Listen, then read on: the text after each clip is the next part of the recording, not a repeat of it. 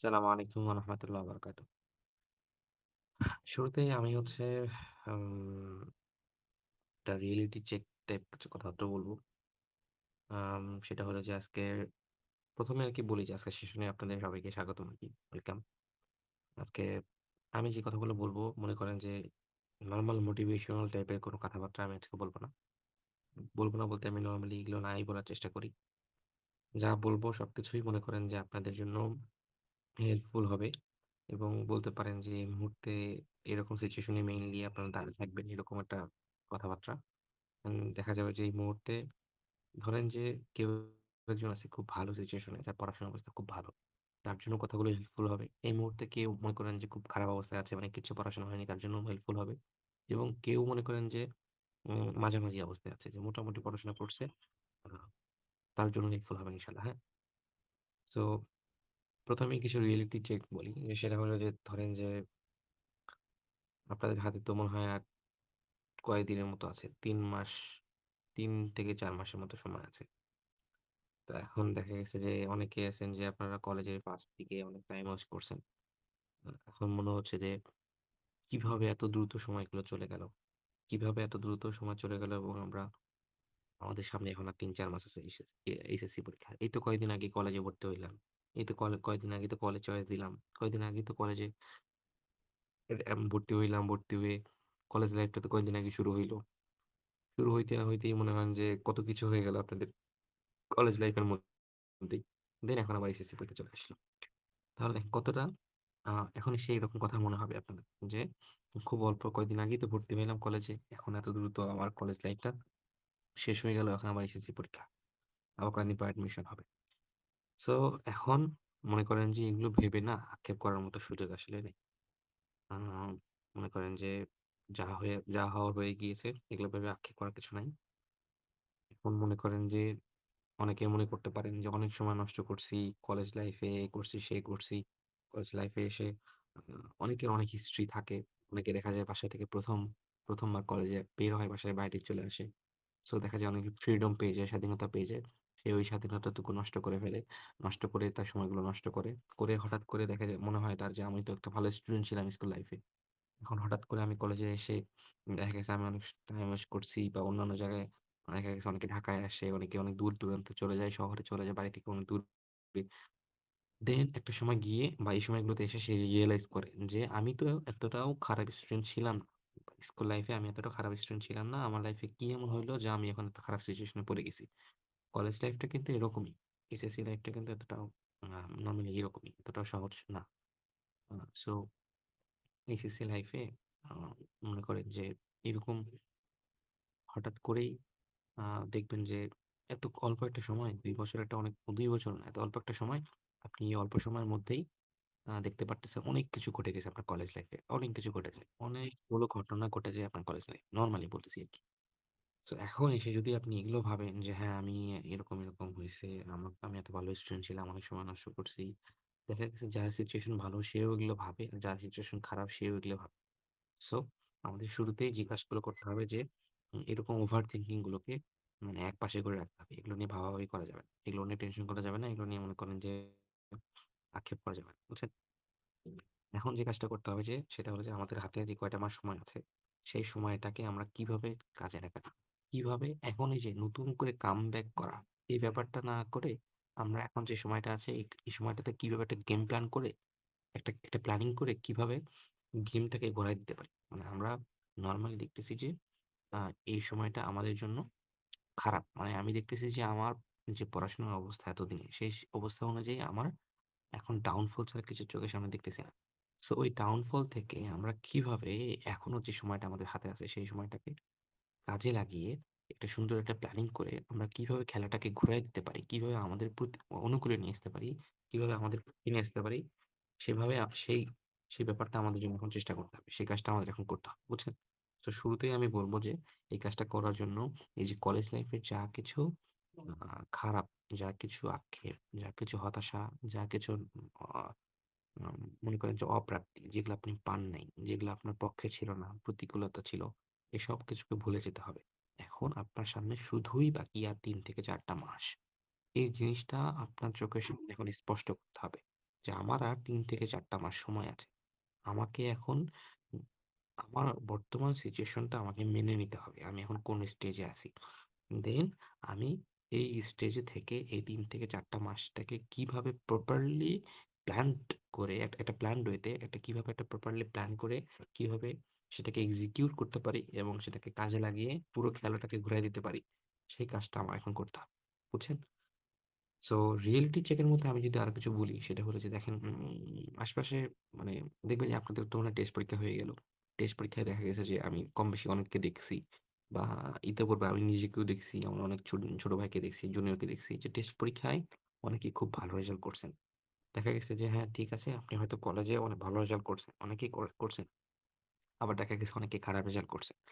তো যারা খারাপ করছেন তারা অলরেডি একটা রিয়েলিটি চেক খেয়েই গেছেন যে আমার অবস্থা কতটা শোচনীয় এখনো যে আমি আমার কলেজে ফেল করছি বা আমার রেজাল্ট খারাপ আসছে। দেখা গেছে জিপিএ খুব বাজে অবস্থা। হাইয়েস্ট মার্ক ১৭০, ১৮০, ১৭৬, ৭৫ আমি পাইছি ১০০ র নিচে। তার মানে বুঝতে পারছেন যে আপনার অবস্থা কতটা খারাপ অবস্থায় আছেন আপনি এখনো। আপনার হাতে আর ৩ থেকে ৪ মাস আছে। এই সময় এসে মানুষ রিভিশন করে। এই সময় এসে মানুষ কতটা আগায় যায়। হ্যাঁ, আপনি এখনো এত বাজে অবস্থায়, এত বাজে সিচুয়েশন এ আছেন। সো কিছু, কিছু সাবজেক্টে আরকি। তো আপনার আ আবার অনেকে দেখা গেছে যে খুব ভালো রেজাল্ট করছেন। দেখা গেছে কলেজে খুব ভালো রেজাল্ট করছেন। আ মনে করেন যে কলেজে খুব বেশি স্টুডেন্ট না, কম জনের মধ্যে মোটামুটি রেজাল্ট ভালোই করছেন। দেখা গেছে কলেজে হয়তোবা আপনাদের ভালো মার্ক দেয় অথবা ভালো যেভাবেই হোক না কেন আপনার রেজাল্টটা পড়াশোনা করছেন ভালো, হয়তোবা আসছে ভালো। সো ২ টা জায়গায় আসলে ভালো হইতে পারে, আবার ২ টা জায়গায় খারাপ হইতে পারে। কেমন? ধরেন যে খারাপ করছে সে এখন যদি জান-প্রাণ দিয়ে চেষ্টা করে, যেটা আমার হাতে যে সময়টা আছে,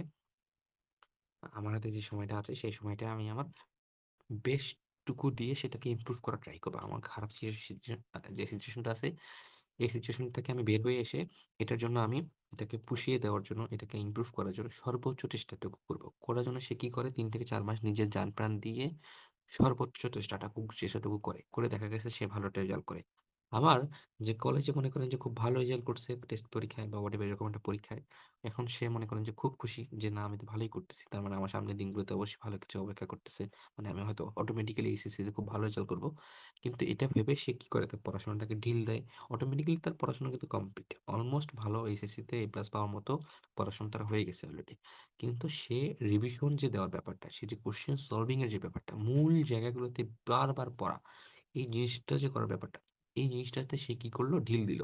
সেই জায়গায় যে অপরজন যে আরকি খারাপ রেজাল্ট করার কারণে যে এফোর্ট টা দিল, সেই রকম এফোর্ট সে তার কাছাকাছি কোনো এফোর্টই সে দিতে পারল না। কারণ কি? সে মনে করতেছে যে আমার জন্য ভালো। এই যে ওভার কনফিডেন্ট হওয়া। যে মনে করেন এই ব্যাপারগুলো তার মধ্যে চলে আসলো।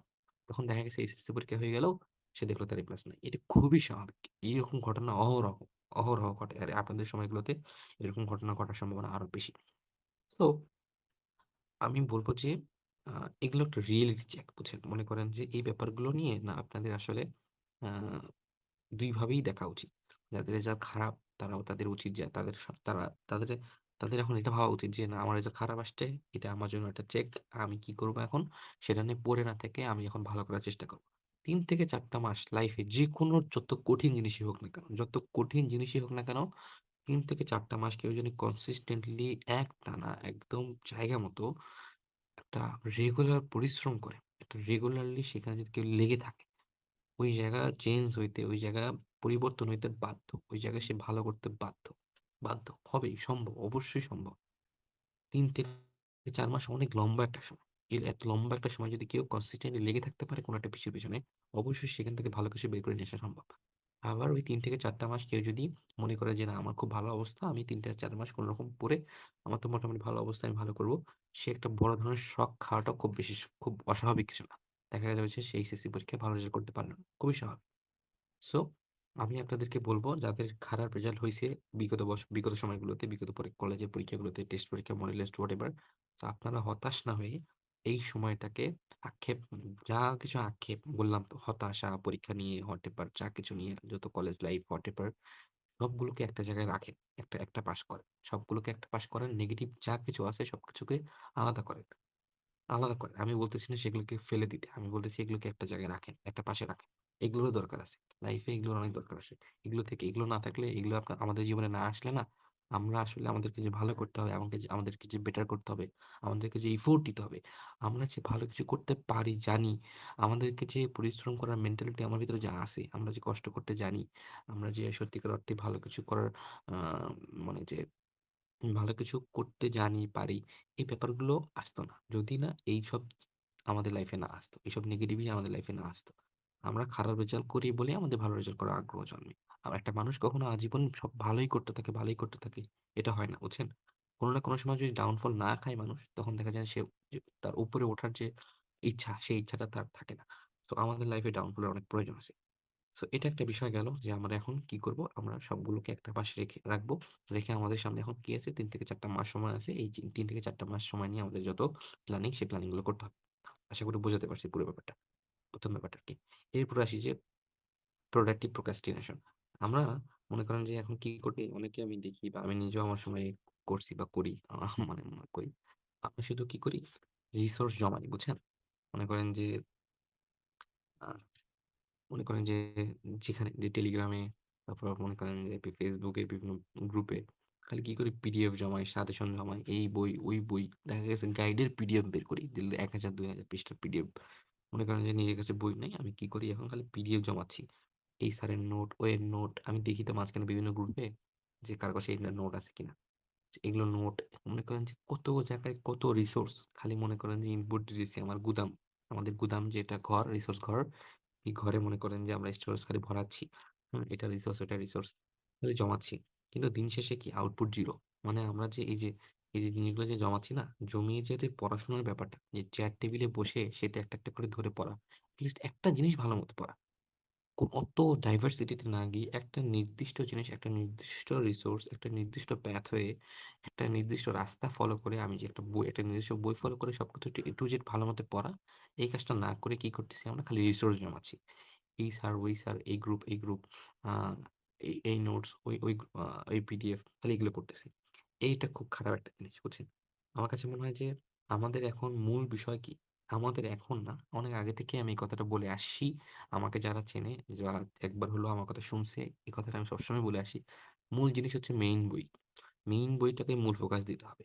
মেইন বই, পাশাপাশি বিগত বছরগুলো কোয়েশ্চেন। সেটা হোক অ্যাডমিশন টাইম, হোক সেটা এইচএসসি টাইম। মেইন বইটাকে ফুল ফোকাস দিতে হবে এবং আমাদের যে বিগত বছরের বোর্ড কোয়েশ্চেন মানে টেস্ট পেপার, এটা খুব ভালো মতো ফোকাস করতে হবে। মেইন কথা আগে টেস্ট পেপার যদি কেউ পাশে রাখে, রেখে যদি সে সলভ করে, কয়েকটা সাল সলভ করে একটা চ্যাপ্টারের উপর থেকে, এই বিষয়টা সাল সলভ করলেই সে বুঝতে পারবে ওই চ্যাপ্টার থেকে কোন জায়গাগুলো থেকে বারবার কোয়েশ্চেন আসতেছে, কোন জায়গাগুলো থেকে বারবার বোর্ড কোয়েশ্চেন গুলো হচ্ছে। সে ওই জায়গাটা সম্পর্কে প্রথমত ধারণা পেল। পাওয়ার পর সে যখন বইটা খুললো বা সে যখন পড়তে গেল ওই চ্যাপ্টারটা টু দ্য পয়েন্ট, তখন সে টু দ্য পয়েন্ট পড়তে পারবে। মানে কোন জায়গাটা আমাকে বেশি ফোকাস দিতে হবে, কোন চ্যাপ্টার, একটা চ্যাপ্টার তো অনেক বড়।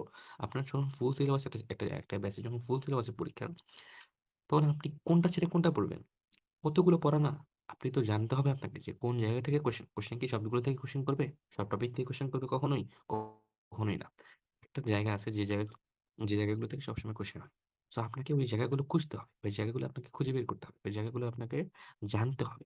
এই কাজটা কিন্তু আপনার কোনো টিচার আপনাকে এসে করায় দেবে না সবসময়। নরমালি করায় দেবে না। এত সময় একটা টিচারের নাই যে প্রত্যেকটা টপিক ধরে, ধরে আপনাকে দেখায় দেবে যে, "বাবা এই টপিকগুলো থেকে বারবার কোয়েশ্চেন আসতেছে। তুমি এগুলোই পড়ো।" আপনি এখন কি করবেন? ওয়ান শট ক্লাসের কথা আমি বলতে পারেন যে আমি ওয়ান শট ক্লাস করতে বলতেছি। আমি এটা বলতেছি না।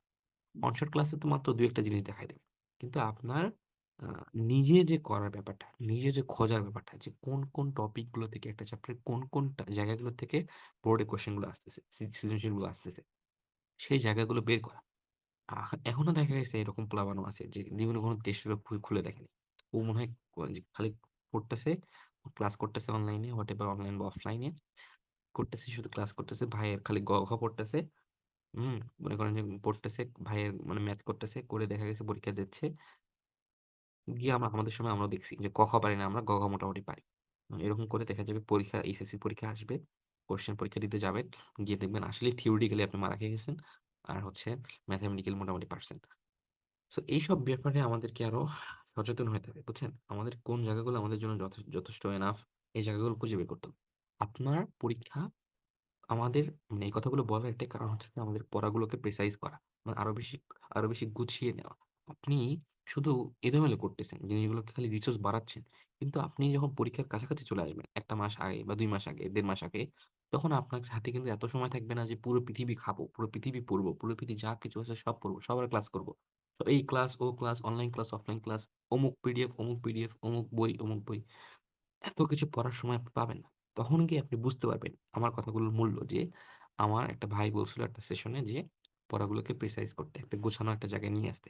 একটা জায়গায় পড়েন, ভালোমতো পড়েন। ওই একটা জায়গায় যদি কোন কিছু এড করা লাগে ওইখানে এড করেন। একটা বই পড়েন, ওই বইটা ভালোমতো পড়েন। যদি কোন ইনফো অন্য বইয়ে থাকে কিন্তু এই বইয়ে না থাকে, ওই বইয়ের ইনফোটা আপনি এই বইয়ে এড করেন। লিখেন কোথাও বা ছবি তুলে রেখে বা হচ্ছে আপনি ছবি আ মানে ছবিটা থেকে লিখে, খাতায় লিখে ওই জায়গায় পিন আপ করেন। পিন আপ করে রাখেন। কিন্তু ওই একটা জায়গায় নিয়ে আসেন জিনিসগুলোকে। তাহলে হবে কি? তখন আপনি যখন পরীক্ষার আগে ১ থেকে ১.৫ মাস সময় থাকবে, তখন আপনি ওই একটা জায়গায় ভালোমতো পড়ছিলেন, একটা জিনিস গুছাইছিলেন। এই এতগুলো এফোর্ট দিছেন, এতগুলো কষ্ট করছেন কি? ওই একটা জিনিস গুছানোর জন্য। পরীক্ষার আগে এসে আপনি কি পড়বেন? পরীক্ষার ১-১.৫ মাস আগে বা ১ মাস আগে বা ১ দিন আগে বা ২ দিন আগে বা ৭ দিন আগে এসে আপনি কি পড়বেন? ওই জিনিসটা গোছানোর জন্য এতদিন কষ্ট করছেন। এতগুলো কষ্ট কি? এই একটা জিনিস নিয়ে আসার জন্য, প্রিসাইজ করার জন্য। তখন আপনি আপনার জন্য সহজ হয়ে যাবে।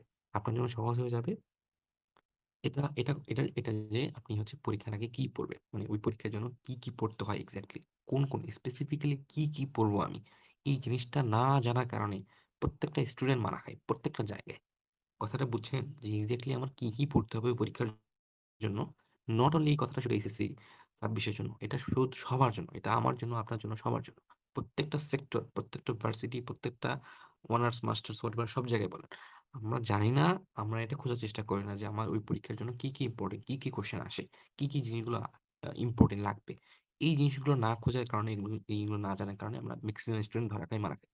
যদি আমরা এক্সাক্টলি ওই জিনিসটা খোঁজার চেষ্টা করি এবং সেটার জন্য ভালো করে ওই জায়গায় এফোর্ট দেই, দেন আমার হাতে সময় থাকলে আমি অন্যান্য জিনিস পড়ব। এটা তো আমি না করতেছি। কিন্তু আমার যেটা আগে দরকার, যে জিনিসটা আমার আগে সবার আগে দরকার, সেখানে আমার আগে ক্লিয়ার করতে হবে এই জিনিসটা। ওই জিনিসটা আমি আগে ক্লিয়ার করব, আগে আমি বিপদমুক্ত হবো সেখান থেকে। দেন আমার ওইখান থেকে যত রিসার্চ করা দরকার, যত ডিপে যাওয়া দরকার আমি যাবো। আমার কোনো আপত্তি নাই সেখানে। আমি আশা করি বোঝাতে পারছি যে কেন আমাদেরকে এরকম ডাইভার্সিটি থেকে বের হয়ে এসে একটা নির্দিষ্ট একটা জায়গায় আসা যে আমার এক্সাক্টলি কোন জিনিসগুলো আমার দরকার পরীক্ষার একটা নির্দিষ্ট সাবজেক্ট বা পেপারের জন্য, এটা প্রিপারেশনের জন্য কোন জিনিসগুলো দরকার স্পেসিফিক্যালি জাস্ট ওগুলোই একটা জায়গায় নিয়ে আসা, সেগুলোকে ক্লিয়ার করা, পরিষ্কার পরিচ্ছন্ন স্বচ্ছ রাখা যে আমি পরীক্ষার আগে শুধু এগুলোই পড়বো। এই প্রিপারেশনটা যদি এখন পর্যন্ত কেউ আপনারা না নিয়ে থাকেন, এখনই সময় দ্রুত এই প্রিপারেশনটা নেন। নিয়ে একটা জায়গায় নিয়ে আসেন, তাহলে দ্রুত সামনের ৩ থেকে ৪ টা মাস আসে বা ধরলাম ২ থেকে ৩ মাস আছে বা ১ মাসও আপনার হাতে আছে।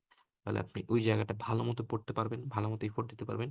ওই জায়গাটা ভালোমতো ক্লিয়ার হলেই তো আপনি তো এই কাজটাই করছেন না? যে আমার হচ্ছে ওই জায়গাটা আমি যে একটা জায়গায় নিয়ে আসছি, ওখান থেকে পড়লে মোটামুটি ভালো রেজাল্ট করা সম্ভব।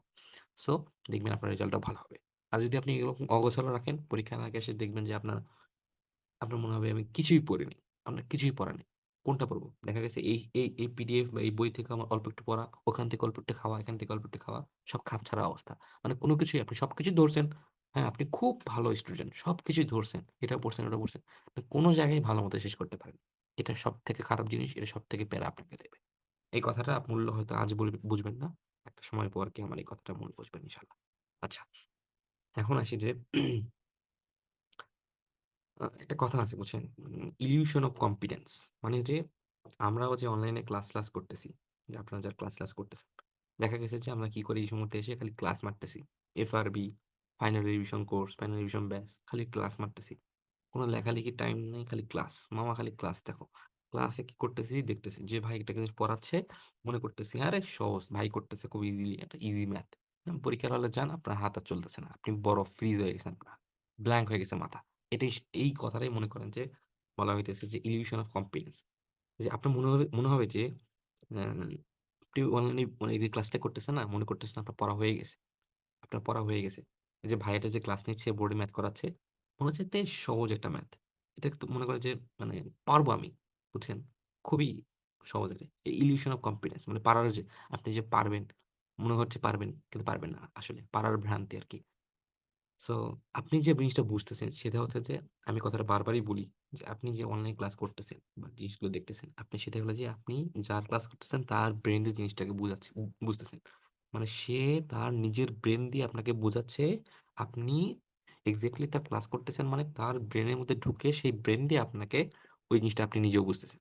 মানে আপনার ব্রেন খাটিয়ে যে জিনিসটা বুঝতে হবে বা লিখে, লিখে আপনার ব্রেনটা আপনি যখন লিখবেন বা নিজে যখন বসে ওই জিনিসটা পড়বেন, পড়তে যাবেন, তখন এক্সাক্টলি বুঝতে পারবেন যে আসলে আপনার আপনি আ আদৌ জিনিসটা বুঝছেন কিনা বা আদৌ জিনিসটা আসলে আপনি পারেন কিনা। এটা হচ্ছে আপনার ব্রেন দিয়ে বোঝা। মানে নিজে ঠান্ডা মাথায় নিজে করা। এটা আপনি যখন ক্লাস করবেন তখন কখনোই আপনি নিজের পড়া না। এটা অবশ্যই আপনি যার ক্লাস করতেছেন তার ব্রেন দিয়ে আপনি জিনিসটা বুঝতেছেন। বুঝছেন?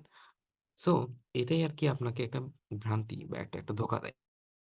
যে হ্যাঁ, আমি তো পারি। ক্লাসটা করছি, আমি তো বুঝতেছি, পারবোই। কিন্তু একটা সময় পর গিয়ে আপনাকে পড়া দেওয়া হোক বা কিছুক্ষণ পরেই দেওয়া হোক, আপনি দেখবেন আপনি আর পারতেছেন না। আমরা সাথে, সাথেই করায় দেওয়া জিনিসই পারি না চোখের সামনে অফলাইনে। আর আপনি একটা অনলাইন ক্লাস করে দিলেও আপনি অনেকদিন মনে রাখতে পারবেন? এত সহজ? এত সহজ না। সো আমাদের কি করতে হবে এখান থেকে? আমাদের করতে হবে কি? খাতা কলম নিয়ে বসতে হবে। খাতা কলমে বা নিজের চেয়ার টেবিলে সেলফ স্টাডি বানাইতে হবে। আমি কথাটা বারবারই অনেকদিন থেকেই বলি। মানে আমি এই কথাগুলো সবসময় বলেই থাকি। এজন্য এই কথাগুলো আসতেছে যে আমি বারবার বলি। যে আমাদের নিজের সেলফ স্টাডি বাড়াইতে হবে। এই সময় এসে অনেকে দেখতেছি অনলাইনে ক্লাস করে নিজের রিভিশনটাকে কি করতেছে? গোছাচ্ছে। মানে ক্লাসের মাধ্যমে নিজের রিভিশনটা দিচ্ছে। এটা একটা ফালতু প্রসেস। আবার অনেক দিক থেকে ভালো প্রসেস। বলতে পারেন যদি আপনার কোথাও একটা কোনো একটা স্পেসিফিক জায়গায় সমস্যা থাকে সেটার জন্য আপনি ক্লাস করতে পারেন। কিন্তু আপনি নিজের চেয়ার টেবিলে নিজে বসে রিভিশন না দিয়ে নিজের ব্রেইনটা খাটায়ে খাতা কলম দিয়ে ম্যাথ সলভ করে খাতা কলমে নিজের পড়াগুলোকে না পড়ে নিজের জিনিসগুলোকে রিভিশন না দিয়ে আপনি অন্য মানে আপনি হচ্ছে কি করতেছেন ক্লাস দেখার মাধ্যমে রিভিশন দিচ্ছেন। এটা একটা ফালতু প্রসেস। মানে এটা আপনি বললামই তো ইলিউশন অফ কম্পিটেন্স। আপনি দেখবেন যে পরীক্ষা হলে গিয়ে আপনার মাথা ব্ল্যাংক। আপনি ব্ল্যাংক খাইছেন। আপনি ধরা খাইছেন। আপনার মাথায় ওই অঙ্কটা আসতেছে না। আপনি লিখতে পারতেছেন না। আপনি একদম ফ্রিজ হয়ে গেছেন। আপনার হাত ফ্রিজ হয়ে গেছে। বরফ। আপনি লিখতে পারতেছেন না। সো এখন এসে আপনার বেশি, বেশি নিজের প্র্যাকটিসটা বাড়াইতে হবে। নিজের সেলফ স্টাডিটা বাড়াইতে হবে। নিজের চেয়ার টেবিলে নিজের সময়টা দেওয়া বাড়াইতে হবে। ক্লাস করেন আমার আপত্তি নেই। কিন্তু যেখানে দরকার সেখানে করেন। একলা ক্লাস করছিলেন কোন এক কালে দেখে মনে হইতেছে আমি আর পারব না। আমার আবার ক্লাস করতে হবে ২০-২২ টা ক্লাস। এগুলো ফাজলামো বাদ দেন। আপনি নিজের প্রতি বিশ্বাসটা নিয়ে আসেন যে আপনি পারবেন ইনশাআল্লাহ। আপনি ক্লাস নোটটা বের করেন, নোটটা বের করে আপনার কাছে মনে হবে কি নোটটা করতে গিয়ে কিচ্ছু মনে নাই মামা। কি করছি কিছুই মনে নাই। কিন্তু মনে না থাকলেও শুরু করে দেন। শুরু করেন। এট লিস্ট দেখেন। আপনি মাথাটা খাটান। ১ টা ঘন্টা সময় দেন ওর পেছনে। কিছুই মাথায় কিছু আসতেছে না তারপরেও চুপচাপ বসে থেকে দেখেন। একটা টেস্ট পেপার খুলেন। খুলে ওই ম্যাথটা কিভাবে করছে সলভটা দেখেন। দেখে নিজের নোটটা মিলানোর চেষ্টা করেন। কি, কি পড়ছিলেন? স্লাইডটা খোলেন। খুলে নিজে করার চেষ্টা করেন। এই যে আপনি মনে করতেছেন, এই যে আপনার ব্রেইনটা এখানে খাটাচ্ছেন যে আমার মনে পড়তেছে না। কিন্তু আমি চেষ্টা করতেছি মনে করার। মানে কষ্ট করে আমি ভাবতেছেন যে কি পড়াইছিল। এই জিনিসটাই আপনার এই ৩-৪ মাস পরে যে পরীক্ষাটা হবে, এই যে জিনিসগুলো থাকবে সেখানে আপনার এই জিনিসটাই আপনার দেখবেন যে মনে থাকবে, মাথায় থাকবে। এই যে কষ্ট করে মনে করলেন, মনে পড়তেছে না। এই জিনিসটা যে কষ্ট করে মনে করতেছেন, এই কষ্ট করে মনে করার জিনিসটা অনেকদিন পর্যন্ত মাথায় থাকে। অ্যান্ড দেন আপনি যখন প্র্যাকটিস করতে যাবেন, তখন দেখবেন যে আপনার জন্য আরো সহজ হচ্ছে। এগুলো মনে থাকতেছে। কিন্তু যদি এটা না করে আপনি ক্লাসে যান, যে না আমার এখন মনে পড়তেছে না, আমি আবার নতুন করে সব ক্লাস দেখব। ওই জিনিসটা দেখবেন ২ দিন পর আপনার আর মনে নাই। সো ব্যাপারটা কিন্তু ইম্পোর্টেন্ট। এটা কিন্তু আমি চাই না আপনারা কখনো খেয়াল রাখেন কিনা। সো আমি আপনাদেরকে ব্যাপারটা বললাম যে এই ব্যাপারটা নিয়ে আমি জানি না কেউ কখনো বলে কিনা।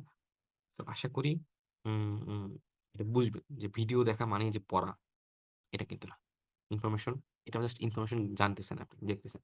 তো মেইন পড়াশোনা কিন্তু আপনার চেয়ার টেবিলে। আপনার খাতা কলমে। আপনাকে নিজেকে পড়তে হবে। আপনার নিজের ব্রেইন দিয়ে আপনাকে পড়তে হবে। বুঝছেন? তো সেলফ স্টাডি বাড়ান। এসব শুধু ক্লাস করি। শুধু ক্লাস নির্ভর না হয়ে এখন একটু সেলফ স্টাডিটা বাড়ানোর চেষ্টা করেন। কষ্ট করে হলেও নিজেকে নিজে বোঝার চেষ্টা করেন। নিজের ব্রেইন দিয়ে খাটান। সবকিছু তো লেখাই আছে রে ভাই। সবকিছু তো প্রসেস লেখাই আছে। তারপরেও বারবার ক্লাস করতে হবে। ক্লাস দেখতে মজা লাগে বুঝছেন? আমাদের ব্রেইনটা এমনই যে আমাদের ক্লাসে যে অনেক কিছু বোঝায়, অনেক, অনেক unnecessary জিনিসপত্র দেখা যায় ক্লাসে পড়াচ্ছে। কিন্তু, কিন্তু আসলে খুব মজার জিনিস।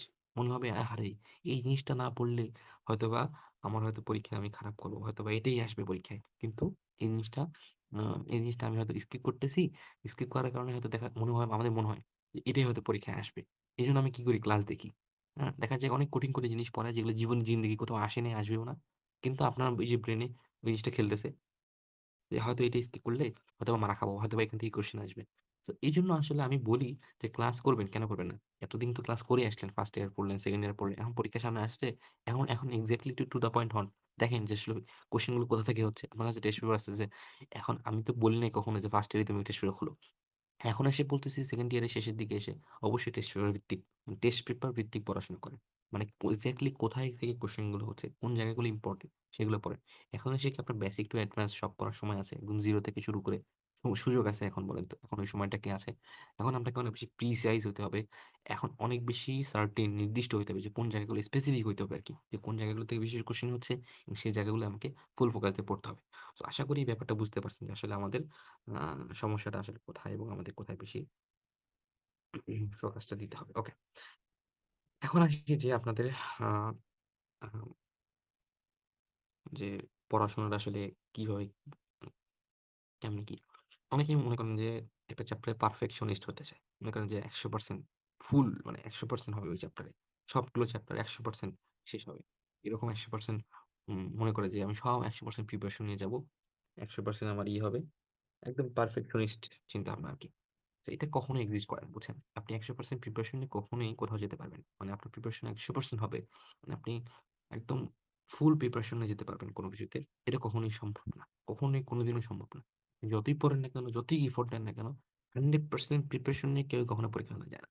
তো আপনার যেটা করতে হবে সেটা হলো যে আ যে জায়গাগুলো ইম্পোর্টেন্ট, যে জায়গাগুলো থেকে বেশি কোয়েশ্চেন হচ্ছে, সেই জায়গাগুলো সবার আগে ক্লিয়ার করা। এই কথাটা আমি আগেও বলছি। সবার আগে এই জায়গাগুলো ক্লিয়ার করা। দেন যে জায়গাগুলোতে তুলনামূলক কম ইম্পোর্টেন্ট কিন্তু আসতে পারে, এইরকম টাইপের জিনিসগুলোকে পড়া। দেন যে জায়গাগুলো একদমই ইম্পোর্টেন্ট না, একদমই আসে না, সেগুলো যদি হাতে সময় থাকে তখন পড়বেন। নয়তো হাতে যদি সময় না থাকে আ পড়ার দরকার নেই। জাস্ট একবার দেখে যাবেন। এইরকম স্ট্র্যাটেজিটা ফলো করেন। বুঝছেন? ব্যাপারটা কি বুঝতে পারছেন? যে আমরা মনে করি যে ১০০% সবগুলো চ্যাপ্টার একদম ফুল সিলেবাসে সব চ্যাপ্টারে 100% দিব। দরকার নেই। এটা করতে গিয়ে একটা সমস্যার মধ্যে পড়ে যাবেন এখন। ধরেন আপনি দেখা গেছে অনেকেরই এখন সবগুলো চ্যাপ্টার শেষ হয়নি এখনো। অনেকের গ্যাপ আছে। সে কি ভাবতেছে আমি সবগুলো চ্যাপ্টারে 100% ভাবে শেষ করব। তো এরকম চিন্তাভাবনা করতে গিয়ে সে কি করতেছে রিভিশনটাকে ডিলে করতেছে। রিভিশনটা এখনো সে শুরুই করেনি। তো রিভিশন ডিলে করার কারণে সে যখন এই যে তার গ্যাপ ফিল আপ এ সে এখন গ্যাপ ফিল আপ নিয়ে পড়ে আছে। মানে টোটালি গ্যাপ ফিল আপ। তার যে পড়াশোনা, তার পড়াশোনার পুরোটা সময় সে গ্যাপ ফিলিং এ দিতেছে। তার কোনো রিভিশনের কোনো পার্ট নেই তার ডেইলি স্টাডির মধ্যে। দেখা গেছে যে সেটা করতে গিয়ে তার আরো ১-১.৫ মাস বা ২ মাস লেগে যাচ্ছে। দেন পরীক্ষার আগে এসে ২ মাস আছে, ১ মাস আছে। সে তখন রিভিশন শুরু করতেছে। রিভিশন শুরু করতে গিয়ে কি দেখবেন? চোখে সরিষা ফুল।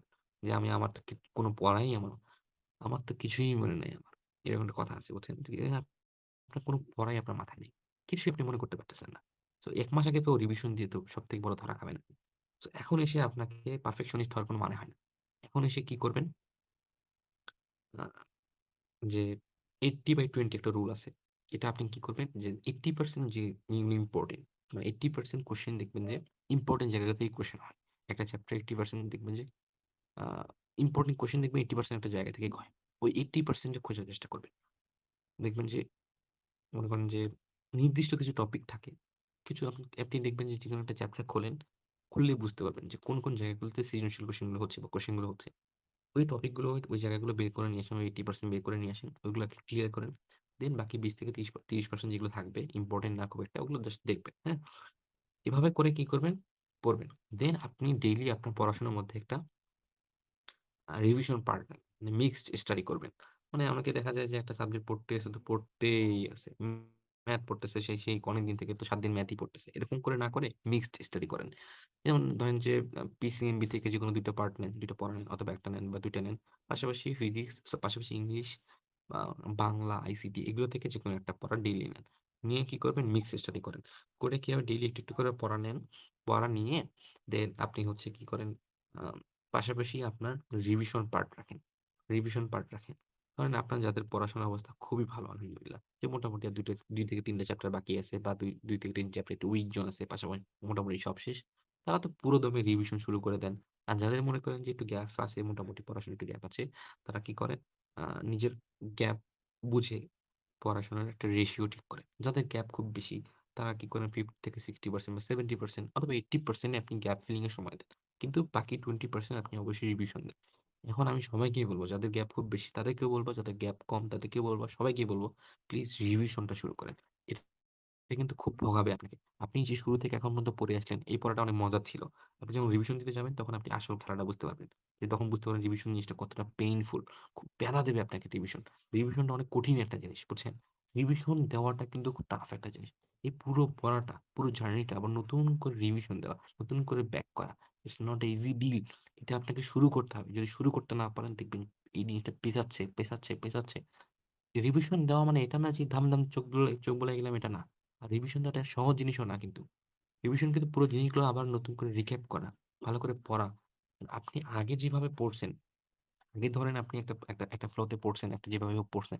রিভিশন মানে কি? ওই জিনিসগুলোকে আরো ডিপলি, আরো ভালো মতো পড়া। আরো আপনার ব্রেইনে এই জিনিসটা আরো ভালোভাবে গেঁথে যাওয়া। আর আপনি যে রিভিশনটা দিচ্ছেন, জিনিসটা পড়তেছেন, নেক্সট টাইম আপনি এসে ওই জিনিসগুলো যেটা আপনি আবার বুঝতে পারেন আমি কি পড়ছি, কোন জায়গাগুলো পড়া উচিত।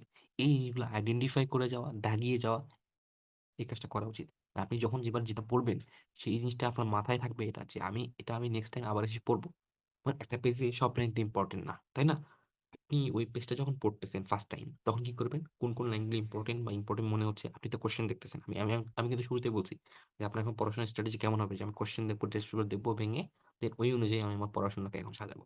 সো আপনি যখন কোয়েশ্চেন দেখতেছেন, কোয়েশ্চেন টেস্ট পেপার সলভ করতেছেন, তখন তো বুঝতেই পারতেছেন ওই চ্যাপ্টার ওই পেজ থেকে কোন জায়গাগুলো ইম্পোর্টেন্ট, একটা চ্যাপ্টার থেকে কোন অংশগুলো ইম্পোর্টেন্ট। এই ইম্পোর্টেন্ট অংশগুলো যদি আপনি না দেখা যান, তাহলে কিন্তু পরবর্তী রিভিশন গিয়ে মার খাবেন। বা যারা এখন ফার্স্ট টাইমে পড়ে আসছেন, এখন অনেকে দেখা যায় বই পড়ে না, বই পড়তে ভয় লাগে। কারণ বই জীবনে সে খোলেও নাই, বই জীবনে সে পড়েও নাই, বই জীবনে সে দাগায়ও নাই। এখন পরীক্ষার আগে ৩-৪ মাস আগে তার বই দেখলে জ্বর আসবে, এটাই স্বাভাবিক। তো আমি তারপরও বলব জ্বর আসলেও জোর করে হলেও বইটা পড়েন। কষ্ট করে হলেও বইটা পড়েন। এর ফল আপনি আজও কাল হোক পাবেন। যদি বইটা না পড়েন, এর যে কত বড় মারা আপনি খাবেন কালকে, পরশুদিন এইচএসসি প্লাস অ্যাডমিশনে বুঝায় নিয়েন। আমি বারবার করে বলতেছি এইচএসসি ২৬, ২৭, ২৮, ২৯, ৩০ হোয়াটএভার এইচএসসি যারাই দেবেন, প্লিজ কথাটা কান খুলে শুনে রাখেন। বই যারা স্কিপ করবেন, আল্লাহর হস্তে বই পড়েন। যত কষ্ট হোক সারাদিন ২৪ ঘন্টা পড়া লাগলে হলেও পড়াশোনা করেন। কিন্তু বই স্কিপ কইরেন না। মেইন বই স্কিপ কইরেন না। আবার কথাটা কান খুলে শুনে রাখেন। মেইন বই স্কিপ না কইরেন না। মেইন বই স্কিপ করে ভাইদের শিট স্লাইড পড়ে বড় ধরনের মারা আপনি খেতে চলেছেন। ভাইদের কথায়, ভাইদের কথায়, এডটেকের টিচারদের কথায়, তাদের বই, তাদের প্ল্যাটফর্মের জিনিসপত্র পড়ে অ্যাডমিশনে কোপ দেবেন, এইচএসসিতে কোপ দেবেন, এইসব দিবার স্বপ্ন দেখা বাদ দেন। মেইন বই স্কিপ করে ভালো কিছু করার স্বপ্ন দেখা বাদ দেন। দিবার স্বপ্ন দেখা বাদ দেন। মেইন বই পড়েন। মেইন বই না খুললে খোলেন। ময়লাটা ঝেড়ে এখনই পড়া শুরু করে দেন। মেইন বইতে মেইন বইকে মনে করেন যে সারাদিন মেইন বইয়ের সাথে লেগে থাকেন। মেইন বইয়ের সাথে নিজের সম্পর্কটা বিল্ড আপ করেন। মেইন বইকে ভালোবাসেন। এসব প্রেম করা বাদ দিয়ে মেইন বইয়ের সাথে প্রেম শুরু করেন। মেইন বইয়ের সাথে যতটা ক্লোজ হইতে পারবেন, ততটা ভালো করার সম্ভাবনা আপনার সামনের দিনগুলোতে বাড়বে। মেইন বই যদি না পড়েন, বড় ধরনের মারা আপনি খাবেন। কথাটা লিখে রাখেন। দরকার পড়লে টেবিলে এখনই লিখে রাখেন। আমার নামটা দিয়ে লিখে রাখেন। কেউ একজন বলছিল কোথাও এক জায়গায় যে মেইন বই পড়তে হবে। যারা এখনো পড়েন নাই, যারা এখনো পড়বেন না মনে করছেন স্কিপ করব। প্লিজ মেইন বইটা পড়েন।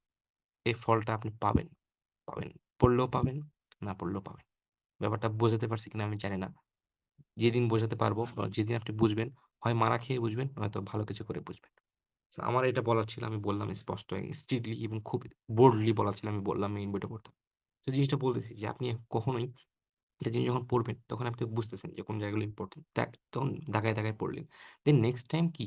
এটা দাগালে মানে কি? নেক্সট টাইম যখন আপনি পড়বেন, তখন যে জিনিসগুলো ইম্পোর্টেন্ট না, ওইগুলো পড়বেন। আপনি তো অলরেডি দাগাইছেন, আইডেন্টিফাই করছেন যে কোন জায়গাগুলো আমার পড়তে হবে, তাই না? একটা জায়গাটা আপনি প্রিসাইজ করছেন অলরেডি। দেন আপনি কি করলেন? ওই জায়গাগুলোতেই নেক্সট টাইম রিভিশন দিলেন ভালো মতো। আরো একটু ডিপে গেলেন। ওই জিনিসগুলো ভালো বুঝলেন। একবার একটা জিনিস পড়া আর ২ বার পড়া ২ টার মধ্যে অনেক পার্থক্য। ৩ বার পড়া, ৪ বার যতবার পড়বেন তত আপনি জিনিসটার প্রতি ওইটার ডিপনেস আপনার মাথায় গেঁথে যাওয়ার ব্যাপারটা আরো বেশি স্ট্রং হয়। বুঝছেন? সো আপনাকে একটা বড় একটা জিনিসটাকে ছোট করতে হবে। সবকিছু কিন্তু লাগে না, কাজে লাগে। সো যে জিনিসগুলো দরকার সেই জিনিসগুলোকে আপনাকে অবশ্যই কাটছাঁট করতে হবে। মানে একটা গোছানো অবস্থায় নিয়ে আসতে হবে। এইজন্যই কিন্তু আমি আপনাদেরকে শুরুতে বলছি। সো এইজন্য করে আমি শুরুতেই বলছি যে আপনার এক্সাক্টলি কোন জিনিসগুলো দরকার, কোন জিনিসগুলো লাগে আর কোনটা লাগে না সেটা আপনাকে এখনই আলাদা করতে হবে। মানে এতদিন করে আসা উচিত ছিল বা এখনো না করলে শুরু করে দেন করা। কারণ পরীক্ষার আগে এসে আপনাকে শুধু ওই জিনিসগুলোই ফোকাস করতে হবে। পরীক্ষার আগে ১, ২ মাস, ৩ মাস আগে যে জিনিসগুলো শুধু বারবার কোয়েশ্চেন আসে, যেগুলো থেকে কোয়েশ্চেন হয়, যে জিনিসগুলো আমার দরকার। সো মাস্ট বি অবশ্যই এই কাজগুলো যারা এখনো করা শুরু করেননি, শুরু করে দেন। একটা নির্দিষ্ট গোছানো অবস্থায় আসেন। এটা মাথায় নিয়ে আসেন। পরীক্ষার আমার ৭ দিন আছে। বা পরীক্ষার আমার ৩ দিন আছে। এই ৩ দিন আগে এসে ফিজিক্স ফার্স্ট পেপার আমি এখন কি পড়ব? পরীক্ষা আছে ৩ দিন বা ৭ দিন। এখন আমার সামনে হায়ার ম্যাথ ফার্স্ট পেপার পরীক্ষা। আমি এখন কি পড়ব? কোন রিসোর্স আমার এখন ফলো করতে হবে? এখন আমার পরীক্ষা ৩ থেকে ৭ দিন আছে। এখন আমার সামনে বায়োলজি ফার্স্ট পেপার বা সেকেন্ড পেপার পরীক্ষা। আমি এখন কি পড়ব? কোন রিসোর্স ফলো করব? এই জিনিসটা মাথায় এখনই নিয়ে আসেন এবং সেই অনুযায়ী নিজের পড়াটা গোছান। সেই অনুযায়ী নিজের পড়াটাকে গুছিয়ে নেন, সাজায় নেন এবং সেভাবে সেই জায়গাগুলোতে মূল ফোকাস দিয়ে সেটাতেই নিজের জান-প্রাণ ঢালেন। ৩ টা ৪ টা মাস কষ্ট করেন ওই জায়গায় নিজের মানে শ্রেষ্ঠত্ব তৈরি করেন। মানে ওই জায়গায় নিজের যে মনে করেন যে ক্যাপাবিলিটি আপনি ওই জিনিসগুলো থেকে কোয়েশ্চেন আসলে কোন বই মেইন বইটা যদি ভালো কেউ পড়ে, ওর বাইরে কই থেকে কোয়েশ্চেন করবে বলেন তাহলে? আপনি হুদাই অনেক শিট-মিট পড়লেন, অনেক শর্টকাট ওয়েতে গেলেন, কিন্তু মেইন বই পড়লেন না। দেখা গেছে ধরা খেয়ে বসে আছেন। তো এগুলো কইরেন না। যেটা দরকার সেটাও ভালো করে কষ্ট করেন। মূল জায়গায় স্ট্র্যাটেজিক্যালি আসল জায়গায় যেখানে কষ্ট করা দরকার সেখানে কষ্ট করেন। ওই কষ্ট আপনি বাইরেই করতেছেন। ওই কষ্ট আপনি আসল জায়গায় করেন না কেন? সো সো এই ব্যাপারটা বললাম আরকি যে আ গেল। এখন আসি যে হইলো যে আপনাদের একটা বিষয় বলি। পরীক্ষা দেওয়ার ব্যাপারটা বলি। পরীক্ষা দেওয়ার ব্যাপারটা এবং খাতা প্রেজেন্টেশন আরকি। প্রথমত পরীক্ষা দেন, বুঝছেন? যারা এখনো পরীক্ষা-টরীক্ষা দিচ্ছেন না, যারা এখনো মনে করেন যে আমি তো ক্লাস-টলাস করতেছি, দেখতেছি তো পারি মোটামুটি। কলেজে পরীক্ষা দেন, মারা খান। হোয়াটএভার কলেজে অনেক ভালো করেন। যেটা একটা হোক না কেন। আ আপনি পরীক্ষা দেন না। আপনি রেগুলার পরীক্ষার মধ্যে নাই। অনেক জায়গাতেই মডেল টেস্ট হয় কম বেশি। হোয়াটএভার আপনি রেগুলার একটা পরীক্ষার মধ্যে থাকতে পারেন নিজেকে। সেটার মধ্যে আপনি নাই। মানে নিজেকে কোনো জাজমেন্টই করেন না। খালি পড়েই যান। পরীক্ষার আগ পর্যন্ত।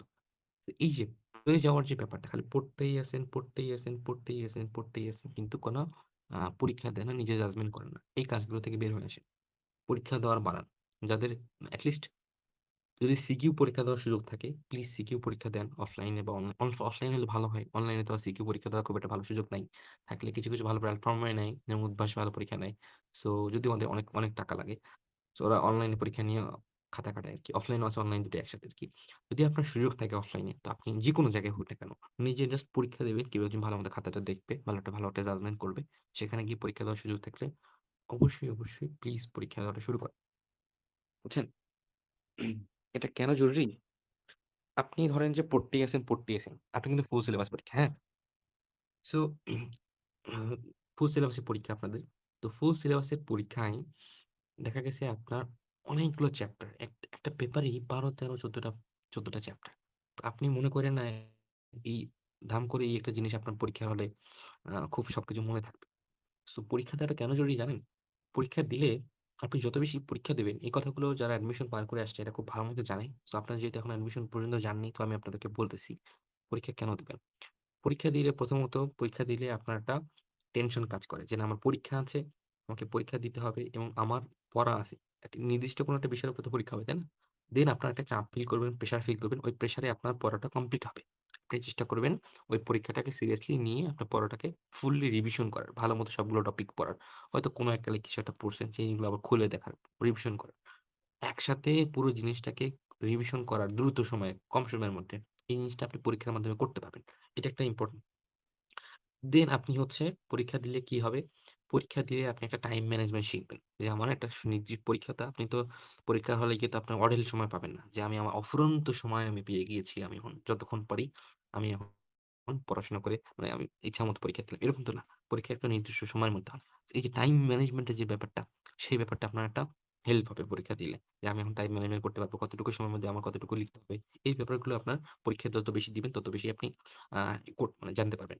দেন আসেন যে হচ্ছে আ টাইম ম্যানেজমেন্ট এর পর আসি হলো যে আপনি যে পরীক্ষা দিলেন, পরীক্ষা দেওয়ার পর নিজেকে যে জাজমেন্ট করা। যে আপনি মনে করতেছেন একটা চ্যাপ্টার খুব ভালো মতো পড়ে আসছেন, আপনি হয়তো সবকিছু পারেন। মনে হইতে পারে স্বাভাবিক। দেন আপনি পরীক্ষা দিলে বুঝতে পারবেন যে আপনি এমন জিনিস ভুল করছেন যেটা আপনি কখনো চিন্তাও করতে পারেন না। এই জিনিসটাও ভুল করা সম্ভব। এটাও আপনি ভুল করতে পারেন। অথচ আপনি ঠান্ডা মাথায় যেকোনো সময় জিজ্ঞেস করলে আপনি পারতেন। কেন ভুল করলেন? এই যে পরীক্ষার হলে নিজের নার্ভ কন্ট্রোল করার ব্যাপারটা। পরীক্ষার হলে আ নিজের যে সিলি মিস্টেক, এটা যে সিলি মিস্টেক হয়, এটা যে পৃথিবীতে এক্সিস্ট করে। আমরা যে মানুষ, আমরা যে মানুষ মাত্র যে ভুল করতে পারি, আমরা যে ভুল করি, এই জিনিসটা বাস্তব উদাহরণ আপনি পাবেন পরীক্ষা দিলে। যেটা আমরা আসলেই ভুল করি। আমরা যে দুর্বল, আমাদেরকে যে দুর্বল করে সৃষ্টি করা হইছে, আমরা যে এতটাও আহামরি কিছু না। এই জিনিসটা আমরা পরীক্ষা দিলে বুঝতে পারি। যে না আমি যেকোনো কিছুই ভুল করতে পারি। যেকোনো সিলি মিস্টেক হইতে পারে। একটা সহজ জিনিস ১+১ মানে ২ এটা আমি ভুল করতে পারি পরীক্ষার হলে। এই জিনিসটা আপনার পরীক্ষার হলে পরীক্ষা দিলে বুঝতে পারবেন। অ্যান্ড দেন আপনি যখন বোঝা শিখবেন যে আমার সিলি মিস্টেক হয়, আমার হচ্ছে পরীক্ষার হলে নার্ভ কন্ট্রোল থাকে না। আমি পরীক্ষার হলে অনেক ভুল করি। আমার নার্ভটাকে কন্ট্রোল করতে পারি না। এই ব্যাপারটা কি পরীক্ষা দেওয়ার মাধ্যমে বুঝতেছেন। দেন আপনি এটার জন্য কাজ করতে পারেন। যে না আমি যেহেতু পরীক্ষার হলে এরকম সমস্যা হচ্ছে, আমি এখন নিজেকে কিভাবে নিজের নার্ভটাকে কন্ট্রোল করতে পারি, নিজের সিলি মিস্টেক কিভাবে কমাইতে পারি। এইসব চিন্তা ভাবনা কখন আসবে? যখন আপনি পরীক্ষা দিবেন। তাই না?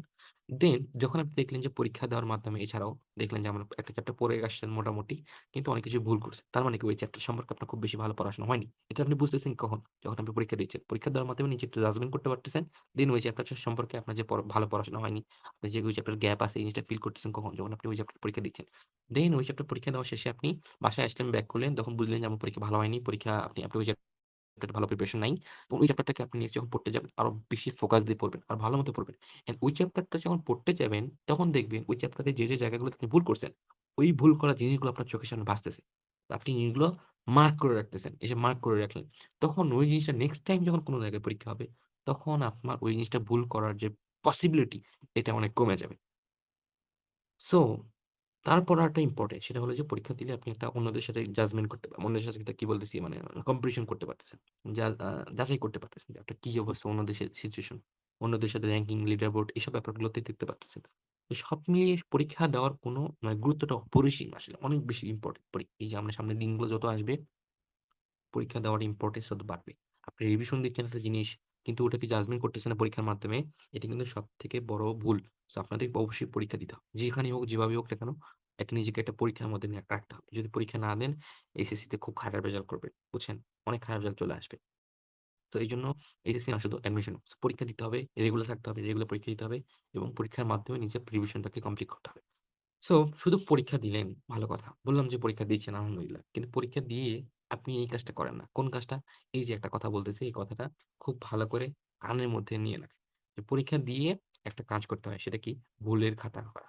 মানে ভুল এই যে ভুলগুলো করতেছেন, সেই ভুলগুলো একটা খাতায় লিখে রাখা।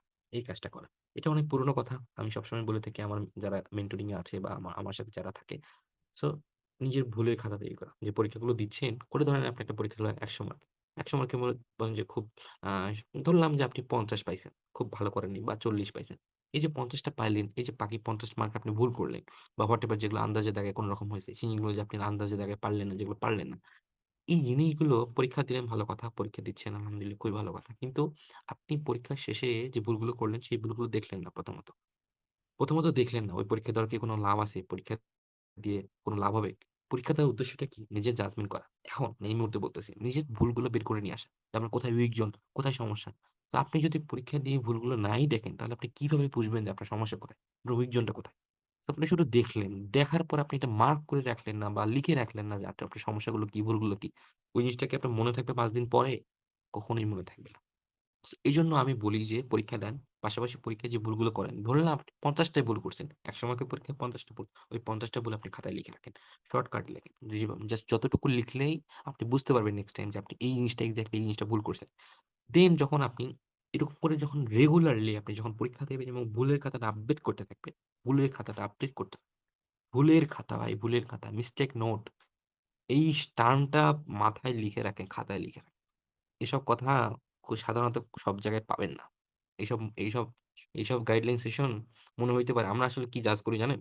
হাইপ দেখে সবকিছু জাজ করি। সবকিছু মনে করেন যে বড় একটা প্ল্যাটফর্ম, বড় একটা মনে করেন যে সেরকম ভেরিফাইড অথরাইজড একটা প্ল্যাটফর্ম। খুব বড় একটা মেম্বার আছে এখানে। এখান থেকে হয়তো খুব ভালো কিছু আমরা পাবো। এরকম চিন্তাভাবনা করি বুঝছেন আমরা। আমরা দেখি যে কারা খুব বেশি হাইলাইটেড পারসন, কারা খুব ভালো রেজাল্ট করছে। সেসব জায়গা থেকে আমরা সবসময় মোটিভেশন খুঁজি, গাইডলাইনস খুঁজি। দেখা গেছে আপনি ঐখান থেকে যে গাইডলাইন পাবেন তার থেকে এমন একটা জায়গা থেকে বেশি ভালো গাইডলাইন পাবেন যেখানে তারা খুব বড় কোনো প্ল্যাটফর্ম না। সামান্য একটা কিছু প্ল্যাটফর্ম। যারা খুব ভালো কোথাও নাই। বা খুব ভালো একটা আহামরি বড় কোনো জায়গায় নাই। কিন্তু তারা চেষ্টা করতেছে। এইসব জায়গাগুলো থেকে আপনি লাইফে অনেক সময় অনেক কিছু শিখতে পারেন। সো এগুলোকে মূল্য দিতে শিখেন, বুঝছেন? সো ভুলের খাতাটা করা। যখন আপনি এভাবে রেগুলার যখন একটার পর একটা ভুল পরীক্ষা দেবেন, ভুলের খাতা যেগুলো আপডেট করতে থাকবেন, তখন দেখবেন যে এই ভুলের খাতাটা একটা সময় পর কি? এই ভুলের খাতার কি জিনিস বলেন তো? আপনার উইক জন না, আপনার ব্যর্থতা না এখানে, আপনার ভুলগুলো না। আপনি যখন আপনার ভুলগুলো নিয়ে কাজ করেন, আমরা মানুষরা, আমরা যে মানুষগুলো আছি না? এই মানুষগুলো যখন আমরা আ যখন আমরা আমাদের যে ভুল, উইক জোন নিয়ে যখন আমরা কাজ করি, আমাদের যে উইক জোন গুলো থাকে, যদি ধরেন আপনার যে ভুল ব্যর্থতাগুলো আছে, আপনার যে খারাপ অভ্যাসগুলো আছে, এগুলো নিয়ে যদি আপনি লিখে রাখেন কোথাও এবং সেগুলোকে বের হয়ে আসার চেষ্টা করেন। ধীরে, ধীরে কি হবে? আপনি একটা মানুষ ভালো মানুষে পরিণত হবেন না? আপনি তো জানবেন আপনার ভুলগুলো কি? আপনি ১ম এ জানলেন আপনার সমস্যাগুলো কি? লিখে রাখলেন। দেন সেগুলো থেকে বের হয়ে আসার চেষ্টা করলেন। সো তো ভুলের খাতাগুলো ঐরকমই। যে আপনি ১ম এ জানলেন আপনার সমস্যাগুলো কি, কি পরীক্ষা দেওয়ার মাধ্যমে লিখে রাখলেন। দেন এক্সাক্টলি সেগুলো নিয়ে কাজ করলেন। কোথায়, কোথায় সমস্যা সেগুলো ক্লিয়ার করলেন, কনসেপ্ট ক্লিয়ার করলেন। দেন নেক্সট টাইম যখন আপনি পড়তে আসলেন মানে নেক্সট টাইম যখন পরীক্ষা দিতে গেলেন তখন কি এগুলো আর ভুল হওয়ার সম্ভাবনা অনেক কমে যায়। আর ভুল করলেন না। এভাবে করে যখন আপনি এই কাজগুলো কন্টিনিউয়াসলি করতে থাকবেন তখন আপনার ভুল কমে যাবে। তখন আপনার উইক জোন কমে যাবে। তখন উইক জোন গুলো স্ট্রং জোন এ পরিণত হবে। একসময় পরীক্ষায় যে বাকি ৫০ মার্ক আপনি ভুল করলেন, ওই ৫০ মার্কটা যখন নেক্সট টাইম পরীক্ষা দিতে যাবেন তখন দেখা যাবে ওগুলো পারতেছেন। তখন কি ওই ৫০ মার্কটা ফিল আপ হয়ে যাচ্ছে। তখন আপনার আরো ভালো করার সম্ভাবনা বাড়তেছে। তো এই নিজের উইক জোন গুলো নট অনলি শুধু এক্সাম, যেকোনো জায়গায় নিজের যদি আমরা ভুলগুলো, নিজের ত্রুটিগুলো নিয়ে যদি আমরা কাজ করি, লিখে রাখি, এনালাইসিস করি, সেগুলোকে মেকআপ করার সর্বোচ্চ চেষ্টা করি, আমরা ধীরে, ধীরে আমরা পারফেক্ট হতে পারব। ধীরে, ধীরে সেগুলো থেকে বের হয়ে আসতে পারব। নিজের স্ট্রং জোন এ পরিণত করব আমরা পরিণত করতে পারবো আমার ভুলগুলোকে। তো আশা করি আমি এই জিনিসটা বুঝাতে পারছি যে আসলে কেন পরীক্ষা দেওয়া জরুরি এবং কেন পরীক্ষা দেওয়ার ফলে পরে আমাদের কি করা উচিত, ভুলের খাতা নিয়ে কিভাবে কি করা উচিত। এখন আসি যে খাতার প্রেজেন্টেশন এর যে সাইকোলজি ব্যাপারটা। ধরেন একটা টিচার আপনি খাতা মানে খুব ভালো পরীক্ষা দিয়েছেন এসএসসি পরীক্ষা। কিন্তু একটা টিচার যখন খাতা কাটে জানেন অনেকগুলো খাতা কিন্তু একসাথে বসে কাটে। তো সে কি করে? প্রথম কথা সে আগে খাতার আউটলুকিং দেখে। যে একটা খাতা আমি কাটবো, অনেকগুলো খাতা যখন কাটে। একটা খাতা কাটবো, আউটলুকটা কেমন? একটা খাতা দেখেন গিজিবিজি কিছু একটা খুব ভালো স্টুডেন্ট আপনি, খুব ভালো লিখছেন। কিন্তু গিজিবিজি। মানে আপনি জিনিসগুলো গোছায় আপনার হাতের লেখা খারাপ সেটা ব্যাপার না। কিন্তু আপনি গিজিবিজি করে লিখছেন। মানে আপনি ভালোমতো প্রেজেন্টেশন এর যে ব্যাপারটা, এই প্রেজেন্টেশন করে নিয়ে আসতে পারেননি। ভালোমতো আউটলুকিং নেই আপনার খাতায়। আপনি হয়তো একটা জায়গায় লিখছেন, একটা জিনিস ২ পৃষ্ঠায় লেখা যেত কিন্তু আপনি ১ পৃষ্ঠায় কোনরকম চাপায়, চাপায় লিখছেন। এই যে ব্যাপারটা এগুলোতে আসলে আপনার মার্কগুলো কমে যায়। টিচার এগুলোতে মার্ক দেয় না। বুঝছেন? সো এজন্য আমি আপনাদেরকে বলব আপনার যেটা এসএসসি পরীক্ষা। সো প্লিজ নিজের খাতার যে প্রেজেন্টেশন, এই প্রেজেন্টেশন এর ব্যাপারটা সিরিয়াস হন। একটা খাতা, একটা পরীক্ষা দিবেন। এই পরীক্ষার খাতাটা আপনার খাতাটা কেমন হবে? আউটলুকিং টা কেমন হবে? এটা খুবই ইম্পোর্টেন্ট। সো আপনি কিভাবে আপনার খাতাটাকে গুছায় লিখতে পারেন? কিভাবে একটা সুন্দর একটা অ্যান্সার লিখতে হয়? সেই ব্যাপারটা শেখেন। অনলাইনে সার্চ দেন অনেক ভিডিও পাবেন। অনেক জায়গায় অনেক ভিডিও দিয়ে দেয়। কিভাবে একটা সৃজনশীল অ্যান্সার করতে হয়? আপনি কিন্তু সৃজনশীলে অনেকে পড়েই দেখবেন অনেক কিছু। এটাই স্বাভাবিক। অনেক বড়, বড় জায়গায় কিন্তু জীবনে কোনো খাতা পড়েই দেখবেন। আপনি শুরুতে কয়েকটা লাইন পড়বে হয়তোবা যদি মনে হয় ভালো তো ভালো নাম্বার দিবেন নাহলে নাই। কিওয়ার্ডস দেখবে স্যাররা। বড়, বড় করে কিওয়ার্ডস। আপনার খাতায় যদি কিওয়ার্ডস খুঁজেই না পাওয়া যায়, আপনি নিজে যদি না বোঝেন যে আপনি কি লিখছেন, আপনার খাতায় আপনি স্যার নাম্বার দেবে আপনার মনে হয়? যতই ভালো কিছু লিখে আসি না কেন নাম্বার দেবে? দেবে না। সো এইজন্য খাতার আউটলুক কিন্তু খুব বেশি ইম্পোর্টেন্ট। আমরা এসএসসি পরীক্ষায় আমাদের খাতায় কিভাবে আমরা প্রেজেন্ট করে দিয়ে আসতে পারতেছি। আমাদের আউটলুকিং টা কি? যেমন বায়োলজির ক্ষেত্রে বলি, চিত্রটা খুবই ইম্পোর্টেন্ট। একটা খাতায় যখন চিত্র আঁকাবেন সুন্দর করে, এই চিত্রটা স্যার মনে করেন যে শুরুতে একটা খাতা স্যার অনেকগুলো খাতা কাটতেছে। ধরেন স্যার ১০ টা খাতা কেটে এসে যখন একটা খাতা দেখলো আপনার খাতায় চিত্র আছে। বায়োলজি একটা খাতা কাটতেছে ধরেন স্যার। তাহলে বোঝেন, স্যার অবশ্যই আপনাকে একটু আলাদা নজরে দেখবে না। এই খাতাটাকে অবশ্যই আলাদাভাবে দেখবে না। স্যার তো চাইবে এখানে নাম্বার বেশি দিতে। স্যার অবশ্যই আপনাকে ধরে নেওয়া আপাতদৃষ্টিতে আপনি একটা ভালো স্টুডেন্ট। আপনার খাতাটা ইউনিক। সো আপনার খাতাটাকে ইউনিক বানাইতে হবে। তার মানে এই না যে খুব বেশি নকশা করতে হবে, এটা বলতেছি না।